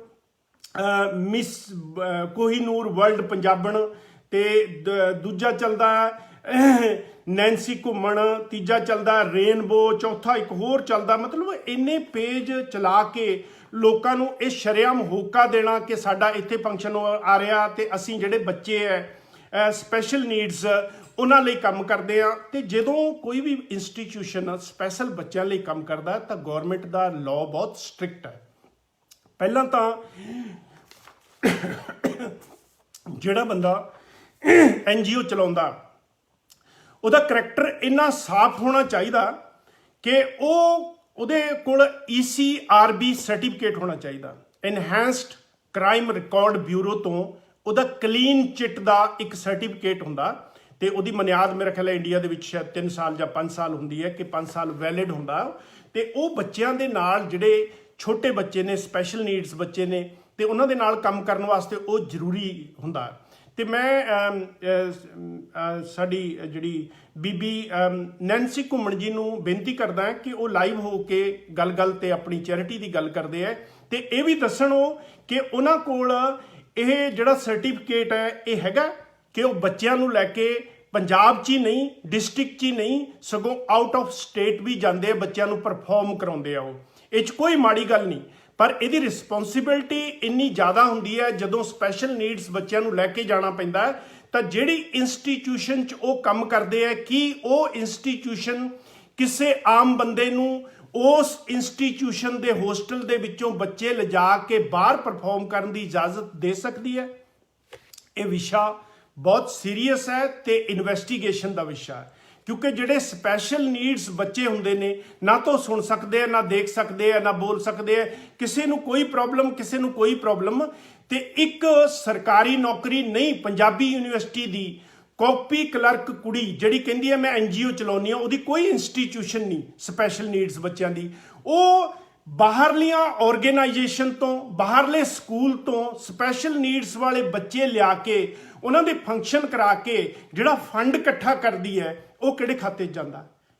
ਮੈਨੂੰ ਦੱਸਣ ਦੀ ਕੋਸ਼ਿਸ਼ ਕਰਨਾ ਪਲੀਜ਼, ਜਿਹੜਾ ਵੀ ਤੁਹਾਡੇ ਚੋਂ ਦੱਸ ਸਕਦਾ ਹੋਵੇ ਇਸ ਗਰੁੱਪ ਨਾਲ ਜਾਂ ਇਸ ਲੇਡੀ ਨਾਲ ਜਾਂ SP ਓਬਰਾਏ ਸਾਹਿਬ ਨਾਲ ਕਨੈਕਟਡ ਹੋਵੇ, ਕਿ ਉਹ ਫੰਡ ਸਰਬੱਤ ਦੇ ਭਲੇ ਦੇ ਵਿੱਚ ਜਾਂਦਾ ਤੇ ਜਿਹੜਾ ਫੋਰਨ ਫੰਡ ਹੈ, ਤੁਸੀਂ ਫੋਰਨ ਕਰੰਸੀ ਜਿਹੜੀ ਹੈ ਉਹ ਸਬਮਿਟ ਕਰਦੇ ਹੋ ਉੱਥੋਂ ਇਕੱਠੀ ਹੋਈ, ਤਾਂ ਉਹ ਤੁਸੀਂ ਕੈਸ਼ ਦੇ ਵਿੱਚ ਫੜਦੇ ਹੋ, ਆਪਣੇ ਪਰਸਨਲ ਅਕਾਊਂਟ ਦੇ ਵਿੱਚ ਲੈਂਦੇ ਹੋ। ਜੇ ਪਰਸਨਲ ਅਕਾਊਂਟ 'ਚ ਲੈਂਦੇ ਹੋ ਤੁਸੀਂ, ਉਹ ਇਲੀਗਲ ਹੈ। ਜੇ ਤੁਸੀਂ ਕੈਸ਼ ਕਰੰਸੀ ਇਕੱਠੀ ਕਰਕੇ ਲੈਣੇ ਆਉਂਦੇ ਹੋ, ਉਹ ਵੀ ਗੈਰ ਕਾਨੂੰਨੀ ਹੈ। ਤੇ ਇਹ ਵੀ ਵਿਸ਼ਾ ਇਨਵੈਸਟੀਗੇਸ਼ਨ ਦਾ। ਤੇ ਮੈਂ ਕੱਲ ਪਰਸੋਂ ਦਾ ਉਹਨਾਂ ਨੂੰ ਫੋਲੋ ਕਰਕੇ ਉਹਨਾਂ ਦੀ ਵੀਡੀਓ ਦੇਖ ਰਿਹਾ ਸੀ, ਤੇ ਉਹ ਬਾਰ-ਬਾਰ ਇਹੀ ਕਹਿ ਰਹੇ ਆ ਕਿ COVID-19 ਨੇ ਸਾਨੂੰ ਬਹੁਤ ਵੱਡੀ ਪ੍ਰੋਬਲਮ ਦੇ ਵਿੱਚ ਪਾ ਦਿੱਤਾ। ਹੁਣ ਉਹਨੇ ਕੀ ਕੀਤਾ ਕਿ ਜਿਹੜੇ ਲੈਸੇਬਲ ਪੀਪਲ ਸੀਗੇ, ਸਪੈਸ਼ਲ ਨੀਡਸ ਵਾਲੇ ਬੱਚੇ ਸੀਗੇ ਜਿਹੜੇ, ਉਹਨਾਂ ਦੀਆਂ ਵੀਡੀਓ ਬਣਾ ਕੇ ਆਪਣੇ ਪੇਜਾਂ ਤੇ ਪਾਉਣੀਆਂ ਸ਼ੁਰੂ ਕਰ ਦੀਆਂ, ਜਿਸ ਕਰਕੇ ਮੈਂ ਅੱਜ ਇਹ ਤੁਹਾਨੂੰ ਅਵੇਅਰ ਕਰਨ ਵਾਸਤੇ ਆਇਆ। ਇਸ ਲੜਕੀ ਜਿਹੜੀ ਨੈਂਸੀ ਘੁੰਮਣ ਹੈ, ਇਹ ਪੰਜਾਬੀ ਯੂਨੀਵਰਸਿਟੀ ਦੀ ਪਰਮਾਨੈਂਟ EMPLOYE ਹੈ। ਇਹ ਕਹਿੰਦੀ ਹੈ ਕਿ ਮੈਂ NGO ਚਲਾਉਂਦੀ ਹਾਂ। ਇੱਕ ਨਹੀਂ ਚਲਾਉਂਦੀ, ਇਹ 3-3 4-4 ਦੇ ਨਾਂ ਲੈ ਜਾਂਦੀ ਹੈ। ਉਹਦੀ ਵੀਡੀਓ ਜਿਹੜੀ ਹੈ ਮੈਂ ਕਮੈਂਟਾਂ ਦੇ ਵਿੱਚ ਪਾ ਵੀ ਦਊਂਗਾ, ਤੁਸੀਂ ਦੇਖ ਲੈਣਾ ਕਿ ਉਹ ਕੀ ਕਹਿੰਦੀ ਹੈ। ਕਿ ਗੱਲ ਦੇ ਵਿੱਚ ਉਹ SP ਉਬਰਾਏ ਸਾਹਿਬ ਦਾ ਨਾਮ ਲੈਂਦੀ ਹੈ, ਤੇ ਮੈਂ SP ਉਬਰਾਏ ਸਾਹਿਬ ਨੂੰ ਬੇਨਤੀ ਕਰੂੰਗਾ, ਇਸ ਲੇਡੀ ਨਾਲ ਉਬਰਾਏ ਸਾਹਿਬ ਤੁਹਾਡੇ ਜਿਹੜੇ ਸਬੰਧ ਨੇ ਉਹ ਪਬਲਿਕ ਨੂੰ ਦੱਸੋ ਕਿ ਜਿਹੜੀ ਇਹ ਹਰ NGO ਦੇ ਫੰਕਸ਼ਨ ਦੇ ਵਿੱਚ ਤੁਹਾਨੂੰ ਬੁਲਾਉਂਦੀ ਹੈ। ਹਰ ਯੂਨੀਵਰਸਿਟੀ, ਪੰਜਾਬੀ ਯੂਨੀਵਰਸਿਟੀ ਦੇ ਵਿੱਚ ਜਿਹੜਾ ਫੰਕਸ਼ਨ ਹੁੰਦਾ ਉਹਦੇ ਵਿੱਚ ਤੁਸੀਂ ਗੈਸਟ ਹੁੰਦੇ ਹੋ, ਤੇ ਹਰ ਵੈਸੇ ਫੰਕਸ਼ਨ ਦੇ ਵਿੱਚ ਵੀ ਤੁਸੀਂ ਸਮੂਲੀਅਤ ਦਿੰਦੇ ਹੋ, ਭਾਵੇਂ ਉਹ ਪਟਿਆਲੇ ਦੇ ਕਿਸੇ ਹੋਟਲ ਦੇ ਵਿੱਚ ਹੋਵੇ ਤੇ ਭਾਵੇਂ ਕਿਤੇ ਹੋਰ ਹੋਵੇ। ਇਹਦੇ ਨਾਲ ਤੁਹਾਡੇ ਜਿਹੜੇ ਨੇ ਉਹ NGO ਦੇ ਰਿਸ਼ਤੇ ਨੇ, ਇਹਦੇ ਨਾਲ ਕਿਹੜੇ ਰਿਸ਼ਤੇ ਨੇ ਉਹ ਪਲੀਜ਼ ਕਿਰਪਾ ਕਰਕੇ ਤੁਸੀਂ ਹਾਈਲਾਈਟ ਜ਼ਰੂਰ ਕਰਨੇ। ਤੇ ਦੂਜੀ ਖਦਸ਼ਾ ਇਹ ਹੈ ਕਿ ਇਹ ਲੇਡੀ ਦਾ ਜਿੰਨਾ ਰਹਿਣ ਸਹਿਣ ਤੇ ਜਿੰਨਾ ਇਹਦਾ ਲਗਜ਼ਰੀ ਲਾਈਫ ਸਟਾਈਲ, ਗੱਡੀਆਂ, ਇਹਦੇ ਕੱਪੜੇ ਪਾਉਣ ਦਾ ਤਰੀਕਾ, ਇਹਦਾ ਹੋਰ ਸਾਰਾ ਬੋਲਣ ਤੋਂ ਜਦੋਂ ਮੈਂ ਵੀਡੀਓ ਪਾਉਂਗਾ ਤੁਹਾਨੂੰ ਪਤਾ ਲੱਗ ਜਾਣਾ। ਤੇ ਇਹਦਾ ਤਰੀਕਾ ਇਹ ਦੱਸਦਾ ਹੈ ਕਿ ਇਹਨੂੰ ਮਹੀਨੇ ਦੀ ਇਨਕਮ ਲੱਖਾਂ ਰੁਪਏ ਚਾਹੀਦੀ ਹੈ, ਪਰ ਜਿਹੜਾ ਕਾਪੀ ਕਲਰਕ ਹੁੰਦਾ ਹੈ ਜੀ, ਉਹਦੀ ਤਾਂ 30,000 35,000 ਪਰ ਮੰਥ ਤੋਂ ਤਨਖਾਹ ਜ਼ਿਆਦਾ ਨਹੀਂ ਹੁੰਦੀ। ਘਰ ਦੇ ਬਿੱਲ ਭਰਨੇ, ਰਾਸ਼ਨ ਪਾਣੀ ਲੈ ਕੇ ਆਉਣਾ ਬਹੁਤ ਔਖਾ ਆ। ਫਿਰ ਮਿਸਿਸ ਪੰਜਾਬਣ, ਵਰਲਡ ਪੰਜਾਬਣ ਦੁਬਈ ਦੇ ਵਿੱਚ 2 ਵਾਰ, ਜੇ ਉਬਰਾਏ ਸਾਹਿਬ ਨਹੀਂ ਲੈ ਕੇ ਗਏ ਤਾਂ ਉਹ ਸਪਸ਼ਟੀਕਰਨ ਦੇਣ, ਜੇ ਲੈ ਕੇ ਗਏ ਤਾਂ ਕੌਣ ਲੈ ਕੇ ਗਿਆ, ਪਰਮਿਟ ਕੌਣ ਕਰਾਇਆ, ਤੇ ਜਿਹੜੇ ਉੱਥੋਂ ਪੈਸੇ ਇਕੱਠੇ ਹੋਏ ਮੈਂਬਰਸ਼ਿਪ ਦੇ, ਜਿਨ੍ਹਾਂ ਲੇਡੀਜ਼ ਨੇ ਇਹਨਾਂ ਨੂੰ ਪੈਸੇ ਦਿੱਤੇ ਉਹ ਕਿਹੜੇ ਖਾਤੇ ਦੇ ਵਿੱਚ ਪਾਏ, ਕੰਪੀਟੀਸ਼ਨ ਦੇ ਵਿੱਚ ਖਰਚਾ ਹੋਇਆ ਹੋਊਗਾ, ਪ੍ਰੋਫਿਟ ਹੋਇਆ ਹੋਊਗਾ, ਉਹਦੀ ਟਰਾਂਸਪੇਰੈਂਸੀ ਕਿੱਥੇ ਹੈ। ਜੇ ਤੁਸੀਂ NGO ਚਲਾਉਂਦੇ ਹੋ ਤਾਂ ਇਹ ਲੋਕਾਂ ਦੇ ਪੈਸੇ ਨਾਲ ਚੱਲਦੀ ਹੈ, ਤੇ ਲੋਕਾਂ ਨੂੰ ਇਹਦਾ ਹੱਕ ਵੀ ਹੈਗਾ ਕਿ ਉਹ ਇਹਦੇ ਉੱਤੇ ਤੁਹਾਡੇ ਤੋਂ ਸਵਾਲ ਪੁੱਛ ਸਕਣ, ਤੇ ਉਹ ਕਿੱਥੇ ਚੱਲਦੇ ਆ। ਤੇ ਫਿਰ ਪਿੱਛੇ ਜੇ ਜਦੋਂ 6-7 ਮਹੀਨੇ ਪਹਿਲਾਂ ਵਰਲਡ ਮਿਸ ਪੰਜਾਬਣ ਕੋਜ਼ੀ ਨੂਰ, ਇਹਨਾਂ ਦਾ ਇੱਕ ਪੇਜ ਚੱਲਦਾ ਤੇ ਉਹ ਸੰਸਥਾ ਬਣਾ ਕੇ ਇਹਨਾਂ ਨੇ ਐਡਵਰਟਾਈਜ਼ ਕੀਤਾ।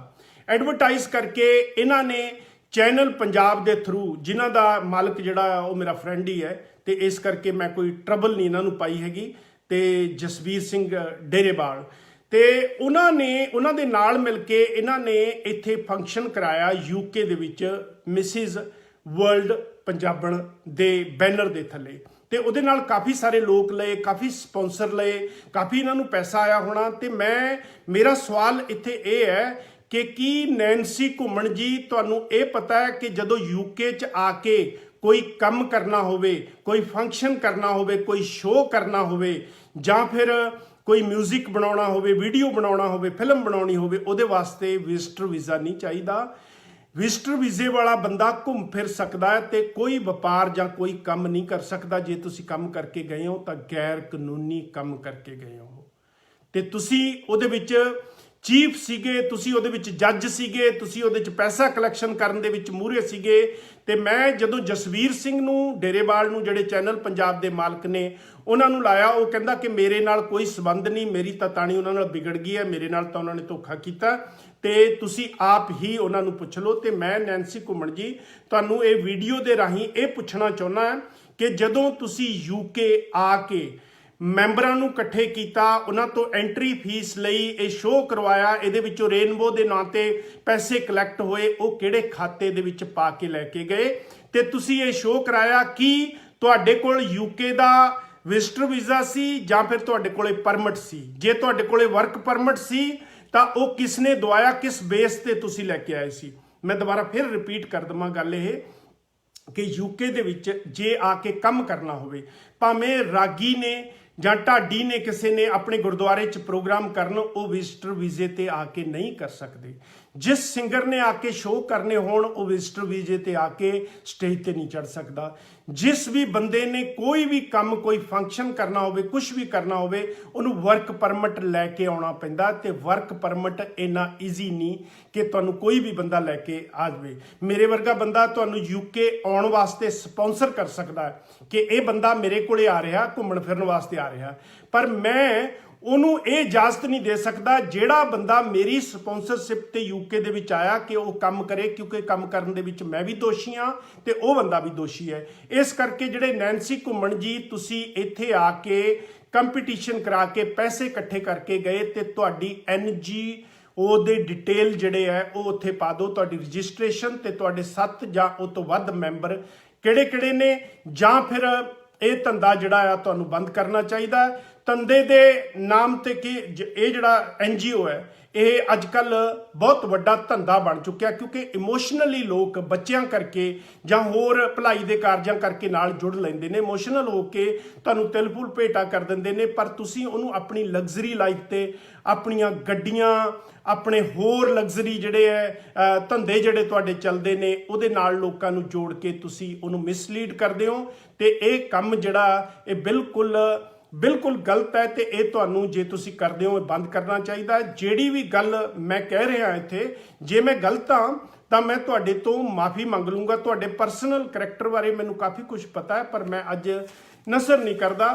ਤੇ ਮੈਂ ਗਵਰਨਮੈਂਟ ਦੇ ਖਾਤੇ ਦੇ ਵਿੱਚੋਂ ਜਿਹੜੇ 14-15 ਪੇਜ ਤੁਸੀਂ ਕਿੰਨੀਆਂ FIR ਆਪਣੇ ਤਿੰਨੇ ਹਸਬੈਂਡ ਤੇ ਕਰਾਈਆਂ, ਕਿੰਨੇ ਪੈਸੇ ਲੈ ਕੇ ਉਹਨਾਂ ਨਾਲ ਫੈਸਲਾ ਕੀਤਾ, ਇਹ ਸਾਰੇ ਮੇਰੇ ਕੋਲੇ ਕੱਲੇ ਥਾਣੇ ਦੇ ਡਿਟੇਲ ਨੇ। ਮੈਂ ਪੁਲਿਸ ਸਟੇਸ਼ਨ ਚੋਂ, ਕੋਤਵਾਲੀ ਚੋਂ ਵੀ ਕਾਗਜ਼ ਜਿਹੜੇ ਅੱਜ ਮੇਰੇ ਕੋਲੇ ਪਹੁੰਚੇ ਹੈ ਤੇ ਬਾਕੀ ਵੀ ਪੁਲਿਸ ਸਟੇਸ਼ਨਾਂ ਦੇ ਮੇਰੇ ਕੋਲ ਹੈਗੇ ਆ। ਤੇ ਕਿਸ ਤਰ੍ਹਾਂ ਕਰਕੇ, ਕਿਉਂਕਿ ਤੁਹਾਡੇ ਵਰਗੇ ਜਿਹੜੇ ਕਰੈਕਟਰ ਦੇ ਬੰਦੇ ਆ ਉਹਨਾਂ ਨੂੰ ਤਾਂ NGO ਦਾ ਲਾਇਸੈਂਸ ਮਿਲ ਨਹੀਂ ਸਕਦਾ।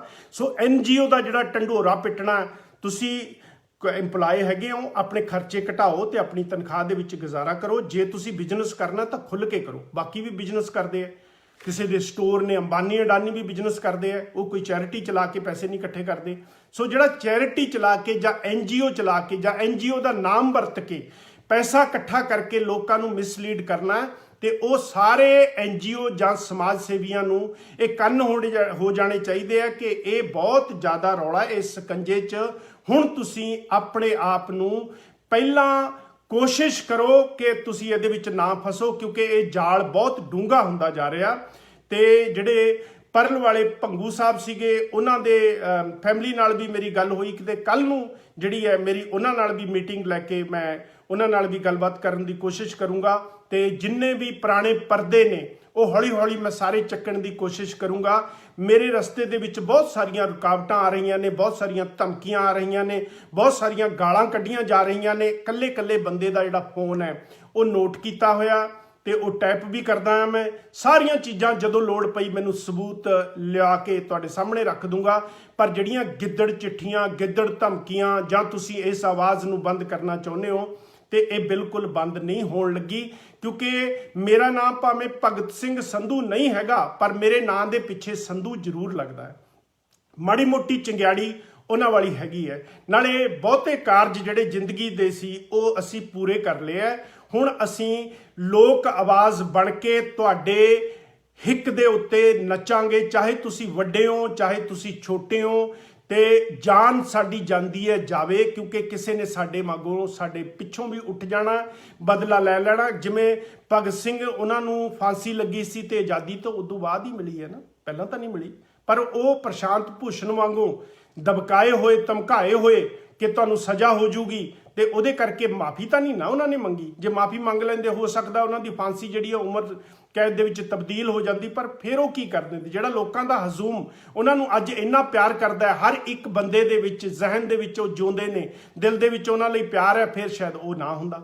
ਸੋ ਇਸ ਕਰਕੇ ਅਸੀਂ ਉਸ ਮੁੱਦੇ ਤੇ ਅੜ ਕੇ ਖੜੇ ਆ। ਜਿੰਨੇ ਕੇਸ ਕਰਨੇ ਆ ਉਹਨੇ ਤੁਸੀਂ ਕੇਸ ਕਰ ਲਓ, ਜਿੰਨੀਆਂ ਸਜ਼ਾਵਾਂ ਦਿਵਾਉਣੀਆਂ, ਕਿਉਂਕਿ ਤੁਹਾਡੇ ਬਹੁਤ ਵੱਡੇ ਬੰਦਿਆਂ ਨਾਲ, ਆਈਜੀਆਂ ਨਾਲ, ਜੱਜਾਂ ਨਾਲ। ਇੱਕ ਬੰਦਾ ਫੋਨ ਕਰਦਾ, ਕਹਿੰਦਾ ਮੇਰੀ ਕੁੜੀ ਜੱਜ ਆ, ਕਹਿੰਦਾ ਮੈਂ ਤੈਨੂੰ ਠੋਕ ਦੂੰਗਾ। ਉਹ ਪੁੱਤਰਾ ਤੂੰ ਭੁਲੇਖੇ ਦੇ ਵਿੱਚ ਹੋਣਾ। ਤੇ ਇਹ ਜਿਹੜੀਆਂ ਧਮਕੀਆਂ ਹੈ ਨਾ ਕਿ ਮੇਰੀ ਕੁੜੀ ਜੱਜ ਆ, ਮੈਂ ਆਹ ਕਰਾ ਦੂੰ, ਮੈਂ ਉਹ ਕਰਾ ਦੂੰ, ਸਾਡੇ ਚਿੱਚੜ ਲੱਗੇ ਹੋਏ ਨੇ ਇਹਨਾਂ ਇਹੋ ਜਿਹੇ ਘਿਨਾਉਣੇ ਤੇ ਘਟੀਆ ਕਿਸਮ ਦੇ ਫੈਸਲੇ ਦੇਣ ਵਾਲੇ ਇਹੋ ਜਿਹੇ ਲੁੱਚੇ ਬੰਦਿਆਂ ਦੇ। ਤੇ ਅਸੀਂ ਇਹਨਾਂ ਚੀਜ਼ਾਂ ਤੋਂ ਨਹੀਂ ਡਰਨ ਵਾਲੇ। ਤੇ ਇਹ ਜਿਹੜੀਆਂ ਧਮਕੀਆਂ ਕਿਸੇ ਹੋਰ ਨੂੰ ਦੇਈ, ਤੇ ਤੇਰੀ ਮੈਂ ਵੀਡੀਓ ਜਿਹੜੀ ਹੈ ਉਹ ਜਿਹੜੇ ਮੁੰਡੇ ਨਾਲ ਤੂੰ ਵੀਡੀਓ ਤੇ ਗੱਲਬਾਤ ਕੀਤੀ, ਵੀਡੀਓ ਲਾਉਣ ਦੀ ਗੱਲ ਕੀਤੀ, ਉਹ ਲਾਉਣੀ ਨਹੀਂ, ਹੁਣ 3 ਹੋਰ ਚੜ੍ਹਨੀਆਂ। ਤੇ ਤੂੰ ਤਕੜਾ ਹੋ ਕੇ ਆਪਣੀ ਕੁੜੀ ਨੂੰ ਕਹੀਂ ਕਿ ਜਿਹੜੀ ਸਜ਼ਾ ਦਿਵਾਉਣੀ ਹੈ ਨਾ, ਛੋਟੇ ਮੋਟੇ ਬੰਦਿਆਂ ਨੂੰ ਨਾ ਫੜ, ਤੁਸੀਂ ਫੜੋ ਮੇਜਰ ਸਿੰਘ ਸੰਧੂ ਨੂੰ ਤੇ ਮੈਂ ਪੰਜਾਬ ਵੀ ਆਉਣਾ, ਤੁਹਾਨੂੰ ਦੱਸ ਕੇ ਆਉਂਗਾ। ਜੇ ਤੁਸੀਂ ਐਡਰੈਸ ਭੇਜ ਦਿੱਤਾ, ਤੁਹਾਡੇ ਘਰ ਦੇ ਮੂਹਰੇ ਖੜ ਕੇ ਲਾਈਵ ਵੀ ਹੋਊਗਾ ਤੇ ਤੁਹਾਨੂੰ ਦੱਸ ਕੇ ਆਉਂਗਾ ਕਿ ਇੰਨੀ ਤਰੀਕ ਨੂੰ ਆ ਰਿਹਾ। ਕੋਈ ਬੋਡੀਗਾਰਡ ਨਹੀਂ ਹੋਊਗਾ। ਜਿਹੜੀ ਗੋਲੀ ਮਾਰਨੀ ਹੋਈ, ਜਿਹੜਾ ਬੰਬ ਚਲਾਉਣਾ ਹੋਇਆ, ਜਿਹੜਾ ਕੇਸ ਕਰਨਾ ਹੋਇਆ, ਤੁਸੀਂ ਉੱਥੇ ਪੰਜਾਬ ਆਏ ਤੇ ਹੀ ਕਰ ਲਿਓ, ਕਿਉਂਕਿ ਇੱਥੇ ਤਾਂ ਕੋਈ ਕੇਸ ਤੁਹਾਡਾ ਲਾਗੂ ਨਹੀਂ ਹੋਣਾ। ਮੈਂ ਹੁਣ ਜਿਹੜਾ ਕੱਲ ਮੈਂ ਫਰਾਂਸ ਸੀਗਾ, ਅੱਜ ਮੈਂ ਇੱਥੇ UK ਆ, ਤੇ ਤੁਸੀਂ ਜੋ ਕੁਝ ਕਰਨਾ ਹੋਇਆ ਨਾ, ਇਹ ਨਾ ਮਾੜੇ ਮਾੜੇ ਬੰਦਿਆਂ ਨੂੰ ਨਾ ਫੜੋ। ਇਹ ਤਾਂ ਵਿਚਾਰੇ ਸ਼ੇਅਰ ਕਰਕੇ ਆਪਣਾ ਮਾੜਾ ਮੋਟਾ ਬਿਜ਼ਨਸ ਚਲਾਉਂਦੇ ਆ, ਚੈਨਲਾਂ ਤੋਂ ਪੈਸਾ ਕਮਾਉਂਦੇ ਆ। ਆ ਬੈਠਾ ਹੈ ਤੁਹਾਡੇ ਸਾਹਮਣੇ ਜਿਹਦੀ ਜ਼ਬਾਨ ਨੂੰ ਲੋਕ ਕੱਟ ਕੇ ਆਪਣੇ ਚੈਨਲਾਂ ਦੇ ਵਿੱਚ ਪਾਉਂਦੇ ਆ। ਜਿਹੜਾ ਕੰਮ ਕਰਨਾ, ਜਿਹੜੇ ਕੇਸ ਕਰਨੇ, ਇੱਕ ਨਾ ਕਰੋ ਤੁਸੀਂ 15 ਕਰੋ। ਜੇ ਤੁਹਾਡੀ ਕੁੜੀ ਜੱਜ ਹੈ, ਉਹਨੇ ਫੈਸਲੇ ਓਬਵੀਅਸਲੀ ਮੇਰੇ ਖਿਲਾਫ ਦੇਣੇ ਆ, ਤੁਸੀਂ ਲਓ। ਜੇ ਮੈਂ ਲੋਕਾਂ ਲਈ ਕੇਸ ਲੜ ਸਕਦਾ ਆ, ਮੈਂ ਆਪਣੇ ਆਪ ਲਈ ਕਿਉਂ ਨਹੀਂ ਲੜ ਸਕਦਾ? ਹਾਂ, ਜੇ ਸਜ਼ਾ ਅਨੁਸਾਰ ਮੈਨੂੰ ਜੇਲ੍ਹ ਹੋਊਗੀ ਤਾਂ ਮੈਂ ਜੇਲ੍ਹ ਭੁਗਤਣ ਨੂੰ ਤਿਆਰ। ਜਿਵੇਂ ਹੁਣ ਪ੍ਰਸ਼ਾਂਤ ਭੂਸ਼ਣ ਜੀ ਨੇ ਕਿਹਾ ਕਿ ਮੈਂ ਕੁਝ ਵੀ ਗਲਤ ਨਹੀਂ ਕੀਤਾ, ਮੈਂ ਤਾਂ ਜੱਜ ਦੇ ਗਲਤ ਕਾਰਨਾਮੇ ਤੇ ਟਿੱਪਣੀ ਕੀਤੀ ਹੈ। ਜੇ ਇਹਨੂੰ ਤੁਸੀਂ ਕ੍ਰਾਈਮ ਸਮਝਦੇ ਹੋ ਤੇ ਮੈਂ ਇਹਦੀ ਮਾਫੀ ਨਹੀਂ ਮੰਗੂੰਗਾ। ਮੇਰੀ ਡਾਇਰੀ ਦੇ ਵਿੱਚ ਇਹ ਕ੍ਰਾਈਮ ਨਹੀਂ। ਪ੍ਰਸ਼ਾਂਤ ਭੂਸ਼ਣ ਜੀ ਬੜੇ ਬੇਬਾਕ ਤੇ ਬਹੁਤ ਸੁਧਰੇ ਹੋਏ ਵਕੀਲ ਨੇ ਸੁਪਰੀਮ ਕੋਰਟ ਦੇ। ਉਹ ਇੰਨੀ ਗੱਲ ਪਿੱਛੇ ਦਬਣਦੇ ਨਹੀਂ। ਤੇ ਜਿੰਨੇ ਵੀ ਬੁੱਧੀਜੀਵੀ ਨੇ, ਜਿੰਨੇ ਵੀ ਪੱਤਰਕਾਰ ਨੇ, ਅੱਜ ਸਭ ਤੋਂ ਵੱਡੀ ਜੇ ਮੂਵਮੈਂਟ ਚੱਲ ਰਹੀ ਹੈ, ਪ੍ਰਸ਼ਾਂਤ ਭੂਸ਼ਣ ਜਿਹੜੇ ਸੁਪਰੀਮ ਕੋਰਟ ਦਿੱਲੀ ਦੇ ਵਕੀਲ ਨੇ, ਉਹਨਾਂ ਦੇ ਹੱਕ ਦੇ ਵਿੱਚ ਚੱਲ ਰਹੀ ਹੈ। ਤੇ ਇਸ ਤਰ੍ਹਾਂ ਦੀਆਂ ਆਵਾਜ਼ਾਂ ਕਦੇ ਬੰਦ ਨਹੀਂ ਹੋਣੀਆਂ ਚਾਹੀਦੀਆਂ।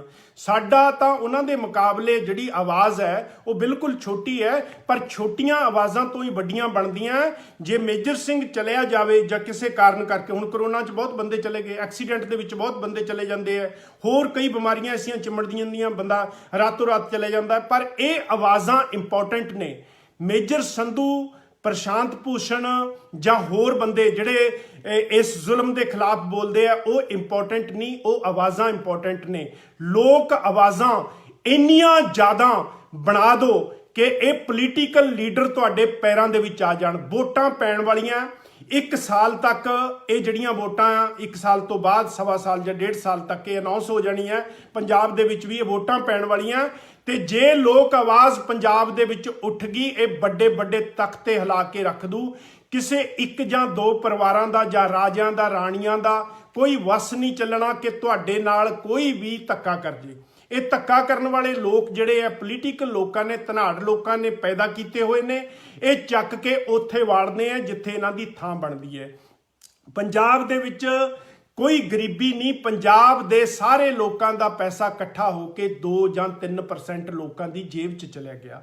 ਉਹ ਲੋਕ ਕੋਸ਼ਿਸ਼ ਕਰਦੇ ਆ ਕਿ ਜਦੋਂ ਮੇਰੇ ਵਰਗਾ ਕੋਈ ਹੋਰ ਬੰਦਾ ਉੱਠ ਕੇ ਜਿਹੜੀ ਗਲਤ ਕੰਮ ਹੋਇਆ ਜਾਂ ਧੱਕਾ ਹੋਇਆ ਉਹਦੇ ਖਿਲਾਫ ਆਵਾਜ਼ ਉਠਾਊਗਾ, ਤੇ ਇਹ ਕਿਸੇ ਨਾ ਕਿਸੇ ਪੈਸੇ ਦੇ ਨਾਲ 4 ਵਕੀਲ ਖੜੇ ਕਰਕੇ, 4 ਜੱਜਾਂ ਤੋਂ ਆਪਣੇ ਜਾਣ ਪਛਾਣਾਂ ਤੋਂ ਫੈਸਲਾ ਦਵਾ ਕੇ ਤੁਹਾਡੀ ਆਵਾਜ਼ ਬੰਦ ਕਰਨ ਦੀ ਕੋਸ਼ਿਸ਼ ਕਰ ਦੇਣਗੇ। ਜੇ ਸਾਰੇ ਹੀ ਉੱਠ ਕੇ ਆਪਣੇ ਹੱਕਾਂ ਲਈ ਸੁਚੇਤ ਹੋ ਕੇ ਬੋਲਣ ਲੱਗ ਜਾਣ, ਕਿਸਾਨਾਂ ਦੇ ਹੱਕ ਦੇ ਵਿੱਚ ਖੜੇ ਹੋ ਜਾਣ, ਜਿਹੜੇ ਆਰਡੀਨੈਂਸ ਜਾਰੀ ਹੋਏ ਹੈ ਕਿਸਾਨਾਂ ਦੇ ਖਿਲਾਫ, ਉਹਨਾਂ ਦੀ ਆਵਾਜ਼ ਬੁਲੰਦ ਕਰਕੇ ਖੜੇ ਹੋ ਜਾਣ, ਤਾਂ ਕਿਸੇ ਦੀ ਜ਼ਰੂਰਤ ਨਹੀਂ ਪੈ ਸਕਦੀ ਕੋਈ ਪੋਲੀਟੀਕਲ ਲੀਡਰ ਜਾਂ ਕੋਈ ਸਰਕਾਰ ਤੁਹਾਨੂੰ ਦਬਾ ਸਕੇ। ਕਿਉਂਕਿ ਸਰਕਾਰ ਨੇ ਰਾਜ ਤੇ ਪੈਸਾ ਇਕੱਠਾ ਲੋਕਾਂ ਤੋਂ ਕਰਨਾ ਹੁੰਦਾ, ਭਾਵੇਂ ਰੁਪਈਆ ਇਕੱਠਾ ਕਰੇ। ਹਰ ਚੀਜ਼ ਤੇ ਟੈਕਸ ਦੇ ਰੂਪ ਦੇ ਵਿੱਚ ਪੈਸਾ ਇਕੱਠਾ ਕਰਕੇ ਆਪ ਐਸ਼ੀ ਕਰਦੇ ਆ।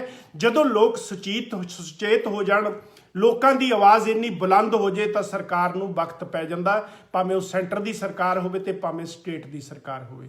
ਮੈਂ ਪਹਿਲਾਂ ਵੀ ਬਹੁਤ ਵਾਰੀ ਕਿਹਾ ਕਿ ਮੀਡੀਆ ਨੇ ਕਦੇ ਵੀ ਇਹ ਸਵਾਲ ਨਹੀਂ ਚੁੱਕਣਾ, ਪੰਜਾਬ ਦਾ ਮੀਡੀਆ ਧਨਾਡਾਂ ਦਾ ਮੀਡੀਆ ਹੈ।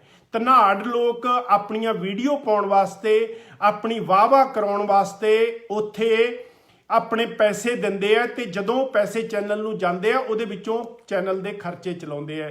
ਸੋ ਇਸ ਕਰਕੇ ਜਦੋਂ ਕਿਸੇ ਧਨਾੜ ਦੇ ਖਿਲਾਫ ਆਵਾਜ਼ ਉੱਠੂਗੀ, ਉਹਨੂੰ ਸਪਰੈਡ ਨਹੀਂ ਕੀਤਾ ਜਾਊਗਾ। ਲੋਕ ਆਵਾਜ਼ ਨੂੰ ਸਪਰੈਡ ਕਰਨ ਵਾਲੇ ਤੁਹਾਡੇ ਵਰਗੇ ਲੋਕ ਹੋਣਗੇ ਜਿਹੜੇ ਹੁਣ ਦੇਖ ਰਹੇ ਨੇ। ਜਦੋਂ ਉਹਨਾਂ ਨੇ ਇੱਕ ਸ਼ੇਅਰ ਮਾਰਨਾ ਨਾ, ਤਾਂ ਇਹ ਚੈਨਲਾਂ ਦੀ ਮਜਬੂਰੀ ਬਣ ਜਾਂਦੀ ਹੈ। ਜਦੋਂ ਉਹ ਆਵਾਜ਼ ਇੰਨੀ ਬੁਲੰਦ ਹੋ ਜੇ, ਫਿਰ ਚੈਨਲ ਨੂੰ ਵਿਊ ਵੀ ਚਾਹੀਦੇ ਹੁੰਦੇ ਆ, ਫਿਰ ਉਹ ਕੱਟ ਕੇ ਵੀਡੀਓ ਪਾਉਂਦੇ ਆ, ਅਦਰਵਾਈਜ਼ ਉਹ ਨਹੀਂ ਪਾਉਂਦੇ। ਤੇ ਦੂਜੀ ਗੱਲ, ਮੈਨੂੰ ਕੋਈ ਭੁੱਖ ਨਹੀਂ। ਮੈਂ ਜਿਹੜੀ ਗੱਲ ਕਹਿਣੀ ਹੈ, ਮੈਨੂੰ 100 ਬੰਦਾ ਦੇਖਦਾ, ਮੈਨੂੰ 50 ਦੇਖਦੇ ਆ, ਮੈਨੂੰ 40 ਦੇਖਦੇ ਆ, ਮੈਂ ਇਹ ਗੱਲ ਤੁਹਾਡੇ ਤੱਕ ਪਹੁੰਚਾਉਂਦੇ ਰਹਿਣਾ ਆ। ਇਹ ਮੇਰੀ ਜ਼ਿੰਮੇਵਾਰੀ ਹੈ ਤੇ ਮੈਂ ਇਹਨੂੰ ਬੜੀ ਸਿਰਪੱਕ ਜ਼ਿੰਮੇਵਾਰੀ ਮੇਰੀ ਸਮਝਦਾ ਆ। ਤੇ ਤੁਹਾਡੀ ਜ਼ਿੰਮੇਵਾਰੀ ਹੈ ਇਸ ਚੀਜ਼ ਨੂੰ ਅੱਗੇ ਸਪਰੈਡ ਕਰਨਾ, ਲੋਕਾਂ ਨੂੰ ਜਾਗਰੂਕ ਕਰਨਾ। ਜਦੋਂ ਲੋਕ ਜਾਗਰੂਕ ਹੋ ਗਏ ਤਾਂ ਮੇਜਰ ਸਿੰਘ ਸੰਧੂ ਜਿਵੇਂ ਅੱਜ ਬੋਲਦਾ, ਕੱਲੇ ਕੱਲੇ ਨੇ ਆਪਣੇ ਹੱਕਾਂ ਲਈ ਬੋਲਣਾ ਸ਼ੁਰੂ ਕਰ ਦੇਣਾ ਤੇ ਇਹ ਗੌਰਮੈਂਟ ਨੂੰ ਹੱਥਾਂ ਪੈਰਾਂ ਦੀ ਪੈ ਜਾਣੀ ਆ। ਗੌਰਮੈਂਟ ਕਿਸੇ ਵੀ ਪਾਰਟੀ ਦੀ ਹੋਵੇ, ਉਦੋਂ ਤੱਕ ਹੀ ਉਹ ਖਾਂਦੀ ਪੀਂਦੀ ਹੈ, ਉਦੋਂ ਤੱਕ ਹੀ ਉਹ ਲੋਕਾਂ ਦਾ ਖੂਨ ਨਿਚੋੜਦੀ ਹੈ, ਜਦੋਂ ਤੱਕ ਲੋਕ ਅਵੇਅਰ ਨਹੀਂ ਹੁੰਦੇ। ਸੋ ਲੋਕਾਂ ਦੀ ਸਟੇਟ ਹੈ, ਲੋਕ ਚੁਣਦੇ ਆ ਨੁਮਾਇੰਦਿਆਂ ਨੂੰ ਇਸ ਸਟੇਟ ਨੂੰ ਵਧੀਆ ਤਰੀਕੇ ਨਾਲ ਚਲਾਉਣ ਵਾਸਤੇ। ਜੇ ਲੋਕਾਂ ਦਾ ਖੂਨ ਚੂਸਿਆ ਜਾਂਦਾ ਹੈ ਸਟੇਟ ਦੇ ਅਹੁਦੇਦਾਰਾਂ ਵੱਲੋਂ ਤਾਂ ਲੋਕਾਂ ਨੂੰ ਆਪਣੀ ਆਵਾਜ਼ ਬੁਲੰਦ ਕਰਕੇ ਤਖਤਾ ਪਲਟ ਦੇਣਾ ਚਾਹੀਦਾ ਹੈ ਤੇ ਲੋਕਾਂ ਦੇ ਵਿੱਚੋਂ ਭਾਵੇਂ ਖਿਚੜੀ ਸਰਕਾਰ ਬਣ ਜੇ, ਚੁਣ ਕੇ ਜਿਹੜੇ ਬੰਦੇ ਆਉਂਦੇ, ਜਦੋਂ ਕਿਸੇ ਦੀ ਮੈਜੋਰਿਟੀ ਨਹੀਂ ਹੁੰਦੀ ਨਾ ਵਿਧਾਨ ਸਭਾ ਦੇ ਵਿੱਚ, ਉਦੋਂ ਫਿਰ ਇਹਨਾਂ ਨੂੰ ਸਾਰੇ ਫੈਸਲੇ ਲੈਣੇ ਜਾਂ ਆਪਣੇ ਹਿਸਾਬ ਨਾਲ ਕੰਮ ਕਰਨੇ ਸੌਖੇ ਨਹੀਂ ਹੁੰਦੇ, ਕਿਉਂਕਿ ਹਰੇਕ ਬੰਦਾ, ਕੋਈ ਕਿਸੇ ਪਿੰਡ ਦਾ, ਕੋਈ ਕਿਸੇ ਪਿੰਡ ਦਾ, ਕੋਈ ਕਿਸੇ ਦੀ ਲੋਕ ਆਵਾਜ਼ ਬਣਦਾ, ਕੋਈ ਕਿਸੇ ਦੀ। ਉਸ ਵੇਲੇ ਫੈਸਲੇ ਜਿਹੜੇ ਹੈ ਉਹ ਕੁਆਲਿਟੀ ਦੇ ਹੋਣ ਲੱਗ ਜਾਂਦੇ ਹੈ। ਐਦਾਂ ਨਹੀਂ ਕਿ ਅੰਦਰ ਦਫ਼ਤਰ 'ਚ ਵੜ ਕੇ ਸਾਰੇ ਸਾਈਨ ਕਰ ਦਿੰਦੇ ਹੈ, ਸਾਰੇ ਕੈਬਨਿਟ ਮੰਤਰੀ ਇੱਕ ਪਾਰਟੀ ਦੇ, ਕਿਸੇ ਨੂੰ ਪੁੱਛਣਾ ਹੀ ਨਹੀਂ। ਵਿਰੋਧੀ ਧਿਰ ਕੀ ਰੌਲਾ ਪਾਉਂਦੀ ਹੈ, ਉਹਦੀ ਕੋਈ ਕੇਅਰ ਨਹੀਂ ਕਰਨੀ। ਸੋ ਇਸ ਕਰਕੇ ਮੈਂ ਜਿਹੜੀਆਂ ਅੱਜ ਗੱਲਾਂ ਪੁੱਛੀਆਂ ਤੇ ਮੈਂ ਕੁਛ ਇੱਕ ਵੀਡੀਓ, ਕੁਛ ਇੱਕ ਜਿਹੜੀਆਂ ਸਕਰੀਨਸ਼ਾਟ ਹੈ, ਮੈਂ ਉਸ ਸਾਡੀ ਲੇਡੀ ਦੇ ਮੈਂ ਪਾਉਣ ਲੱਗਿਆ ਇੱਥੇ ਹੀ ਕਮੈਂਟਾਂ ਦੇ ਵਿੱਚ। ਜਦੋਂ ਮੈਂ ਬੰਦ ਕਰੂੰਗਾ ਤੇ ਉਹ ਥੋੜੀ ਤੁਸੀਂ ਦੇਖ ਲੈਣਾ, ਤੁਹਾਨੂੰ ਆਪੇ ਪਤਾ ਲੱਗ ਜੂਗਾ ਕਿ NGO ਆਮ ਪੈਸੇ ਕਲੈਕਟ ਕਰਨੇ, NGO ਦੇ ਖਾਤੇ ਦੇ ਵਿੱਚ NGO ਦੇ ਕੀ ਅਸੂਲ ਨੇ ਤੇ ਇਹ ਲੋਕ ਕਿਵੇਂ ਪੈਸਾ ਇਕੱਠਾ ਕਰਕੇ ਆਪਣੀ ਲਗਜ਼ਰੀ ਲਾਈਫ ਜਿਉਂਦੇ ਹੈ। ਕੁੜੀਆਂ ਕਰਕੇ ਕੋਈ ਇਹਨਾਂ ਨੂੰ ਕੁਝ ਕਹਿੰਦਾ ਨਹੀਂ ਹੈਗਾ, ਸਾਰੇ ਚੁੱਪ ਕਰ ਜਾਂਦੇ ਹੈ। ਜਿਹੜਾ ਨਾ ਚੁੱਪ ਕਰੇ ਉਹਨੂੰ ਜਾ ਕੇ ਵਡਿਆ ਲੈਂਦੀਆਂ। ਤੁਹਾਨੂੰ ਪਤਾ ਹੈ ਕਿ ਕਿਸ ਤਰ੍ਹਾਂ ਦੇ ਹਥਿਆਰ ਕਈ ਵਾਰੀ ਯੂਜ਼ ਕੀਤੇ ਜਾਂਦੇ ਆ ਬੰਦੇ ਨੂੰ ਆਪਣੇ ਮਗਰ ਲਾਉਣ ਵਾਸਤੇ। ਸੋ ਜੇ ਤੁਸੀਂ ਇੱਕ ਥਾਂ ਤੇ ਪੱਕੇ ਕਰਮਚਾਰੀ ਹੋ ਪੰਜਾਬੀ ਯੂਨੀਵਰਸਿਟੀ ਦੇ, ਕੀ ਪੰਜਾਬੀ ਯੂਨੀਵਰਸਿਟੀ ਨੂੰ ਪਤਾ ਕਿ ਤੁਸੀਂ ਆ ਸਾਈਡ ਤੇ ਐਡਾ ਵੱਡਾ ਬਿਜ਼ਨਸ ਕਰਦੇ ਹੋ? ਤੇ ਕੀ ਪੰਜਾਬੀ ਯੂਨੀਵਰਸਿਟੀ ਨੂੰ ਪਤਾ ਕਿ ਤੁਸੀਂ NGO ਚਲਾਉਂਦੇ ਹੋ? ਕੀ ਪੰਜਾਬੀ ਯੂਨੀਵਰਸਿਟੀ ਨੂੰ ਪਤਾ ਕਿ ਤੁਸੀਂ ਮਿਸਿਸ ਵਰਲਡ ਕੰਪੀਟੀਸ਼ਨ ਕਰਾਉਣ ਵਾਸਤੇ, ਪੈਸੇ ਇਕੱਠੇ ਕਰਨ ਵਾਸਤੇ ਬਲੈਤ ਵੀ ਜਾਂਦੇ ਹੋ ਤੇ ਦੁਬਈ ਦੇ ਵੀ ਕਈ ਗੇੜੇ ਮਾਰ ਕੇ ਆਉਂਦੇ ਹੋ? ਉੱਥੇ ਕਿੱਥੇ ਰਹਿੰਦੇ ਹੋ, ਕੀ ਐਸ਼ਪ੍ਰਸਤੀ ਕਰਦੇ ਹੋ, ਕਿੰਨਾ ਤੁਹਾਡਾ ਖਰਚਾ ਹੁੰਦਾ ਕਿ ਯੂਨੀਵਰਸਿਟੀ ਨੂੰ ਦੱਸ ਕੇ ਜਾਂਦੇ ਹੋ? ਹੁਣ ਇਹ ਲੇਡੀ ਪਿਛਲੇ ਦਿਨਾਂ ਦੇ ਵਿੱਚ ਮੈਨੂੰ ਕੈਨੇਡਾ ਤੋਂ ਇੱਕ ਬੰਦੇ ਦਾ ਟੈਲੀਫੋਨ ਆਇਆ ਸੀ ਅਜੇ ਪਰਸੋਂ ਹੀ। ਉਹ ਕਹਿੰਦੇ ਸੀ ਕਿ ਹੁਣ ਸਾਡੇ ਲੋਕਡਾਊਨ ਨਾ ਹੁੰਦਾ ਤੇ ਹੁਣ ਤੱਕ ਕੈਨੇਡਾ ਤੋਂ ਵੀ ਪੈਸੇ ਬਹੁਤ ਇਕੱਠੇ ਕਰਕੇ ਲੈ ਜਾਣੇ ਸੀ, ਸਿਰਫ ਤੇ ਸਿਰਫ ਮਿਸਿਸ ਪੰਜਾਬਣ ਵਰਲਡ ਪੰਜਾਬਣ ਦਾ ਸ਼ੋਅ ਕਰਾ ਕੇ, ਤੇ ਇਹਨਾਂ ਨੇ ਐਡਵਰਟਾਈਜ਼ ਕਰਨਾ ਸ਼ੁਰੂ ਕਰ ਦਿੱਤਾ ਸੀ। ਤਾਂ ਮੈਂ ਬੇਨਤੀ ਕਰਦਾ, ਜਿਹੜੀਆਂ ਵੀ ਵੱਡੇ ਵੱਡੇ ਘਰਾਂ ਦੀਆਂ ਜਨਾਨੀਆਂ ਇਸ ਤਰ੍ਹਾਂ ਦੇ ਲੋਕਾਂ ਨਾਲ ਲੱਗੀਆਂ ਹੋਈਆਂ, ਪਲੀਜ਼ ਉਹਨਾਂ ਦੇ ਹਸਬੈਂਡ ਨੂੰ ਬੇਨਤੀ ਹੈ ਕਿ ਆਪਣੀਆਂ ਜਨਾਨੀਆਂ ਨੂੰ ਇਹ ਪੁੱਛ ਲਿਆ ਕਰੋ ਕਿਹੜੇ ਫੰਕਸ਼ਨ ਤੇ ਜਾਂਦੇ ਹੋ, ਕਿੱਥੇ ਜਾਂਦੇ ਹੋ, ਕਿਉਂਕਿ ਜਦੋਂ ਪਰਦੇ ਫਾਸ ਹੋਣੇ ਹੈ ਕਿਤੇ ਤੁਹਾਨੂੰ ਵੀ ਕੋਈ ਸ਼ਰਮਿੰਦਗੀ ਨਾ ਸਹਿਣੀ ਪੈ ਜਾਵੇ ਜਨਾਨੀਆਂ ਕਰਕੇ। ਕਿਉਂਕਿ ਜਨਾਨੀਆਂ ਦੀ ਐਂਟਰਟੇਨਮੈਂਟ ਹੁੰਦੀ ਹੈ, ਉਹ ਵਿਚਾਰੀਆਂ ਜ਼ਿਆਦਾ ਪੁੱਛਦੀਆਂ ਨਹੀਂ।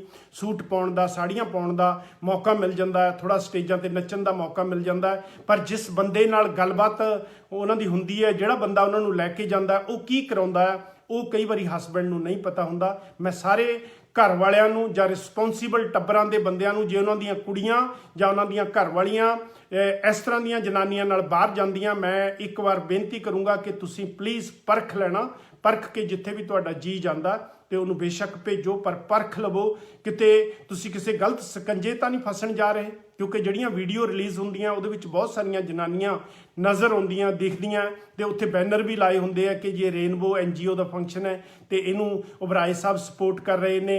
ਇਹਨੂੰ ਮੇਰਾ ਖਿਆਲ ਹੈ ਕਿ SP ਉਬਰਾਏ ਸਾਹਿਬ ਤਾਂ ਬਹੁਤ ਹੁਸ਼ਿਆਰ ਬੰਦੇ ਨੇ ਕਿ ਉਹਨਾਂ ਨੂੰ ਇਹ ਪਤਾ ਨਹੀਂ ਕਿ ਜਿਹੜੀ NGO ਹੁੰਦੀ ਹੈ ਉਹਦੇ ਵਿੱਚ 7 ਮੈਂਬਰ ਹੁੰਦੇ ਨੇ ਤੇ ਉਹਨਾਂ 'ਚ ਆਪਸ ਦੇ ਵਿੱਚ ਇੱਕ ਦੂਜੇ ਦਾ ਕਿਸੇ ਨਾਲ ਵੀ ਰਿਸ਼ਤੇਦਾਰੀ ਨਹੀਂ ਹੋਣੀ ਚਾਹੀਦੀ, ਕੋਈ ਕੰਸੈਂਟ ਨਹੀਂ ਹੋਣੀ ਚਾਹੀਦੀ ਕਿਸੇ ਵੀ ਤਰੀਕੇ ਦੀ, ਤੇ ਆਪਸ ਦੇ ਵਿੱਚ ਅਲੱਗ-ਅਲੱਗ ਹੋਣੇ ਚਾਹੀਦੇ, ਦੂਰੋਂ ਨੇੜੇ ਹੋਣੇ ਚਾਹੀਦੇ ਹੈ।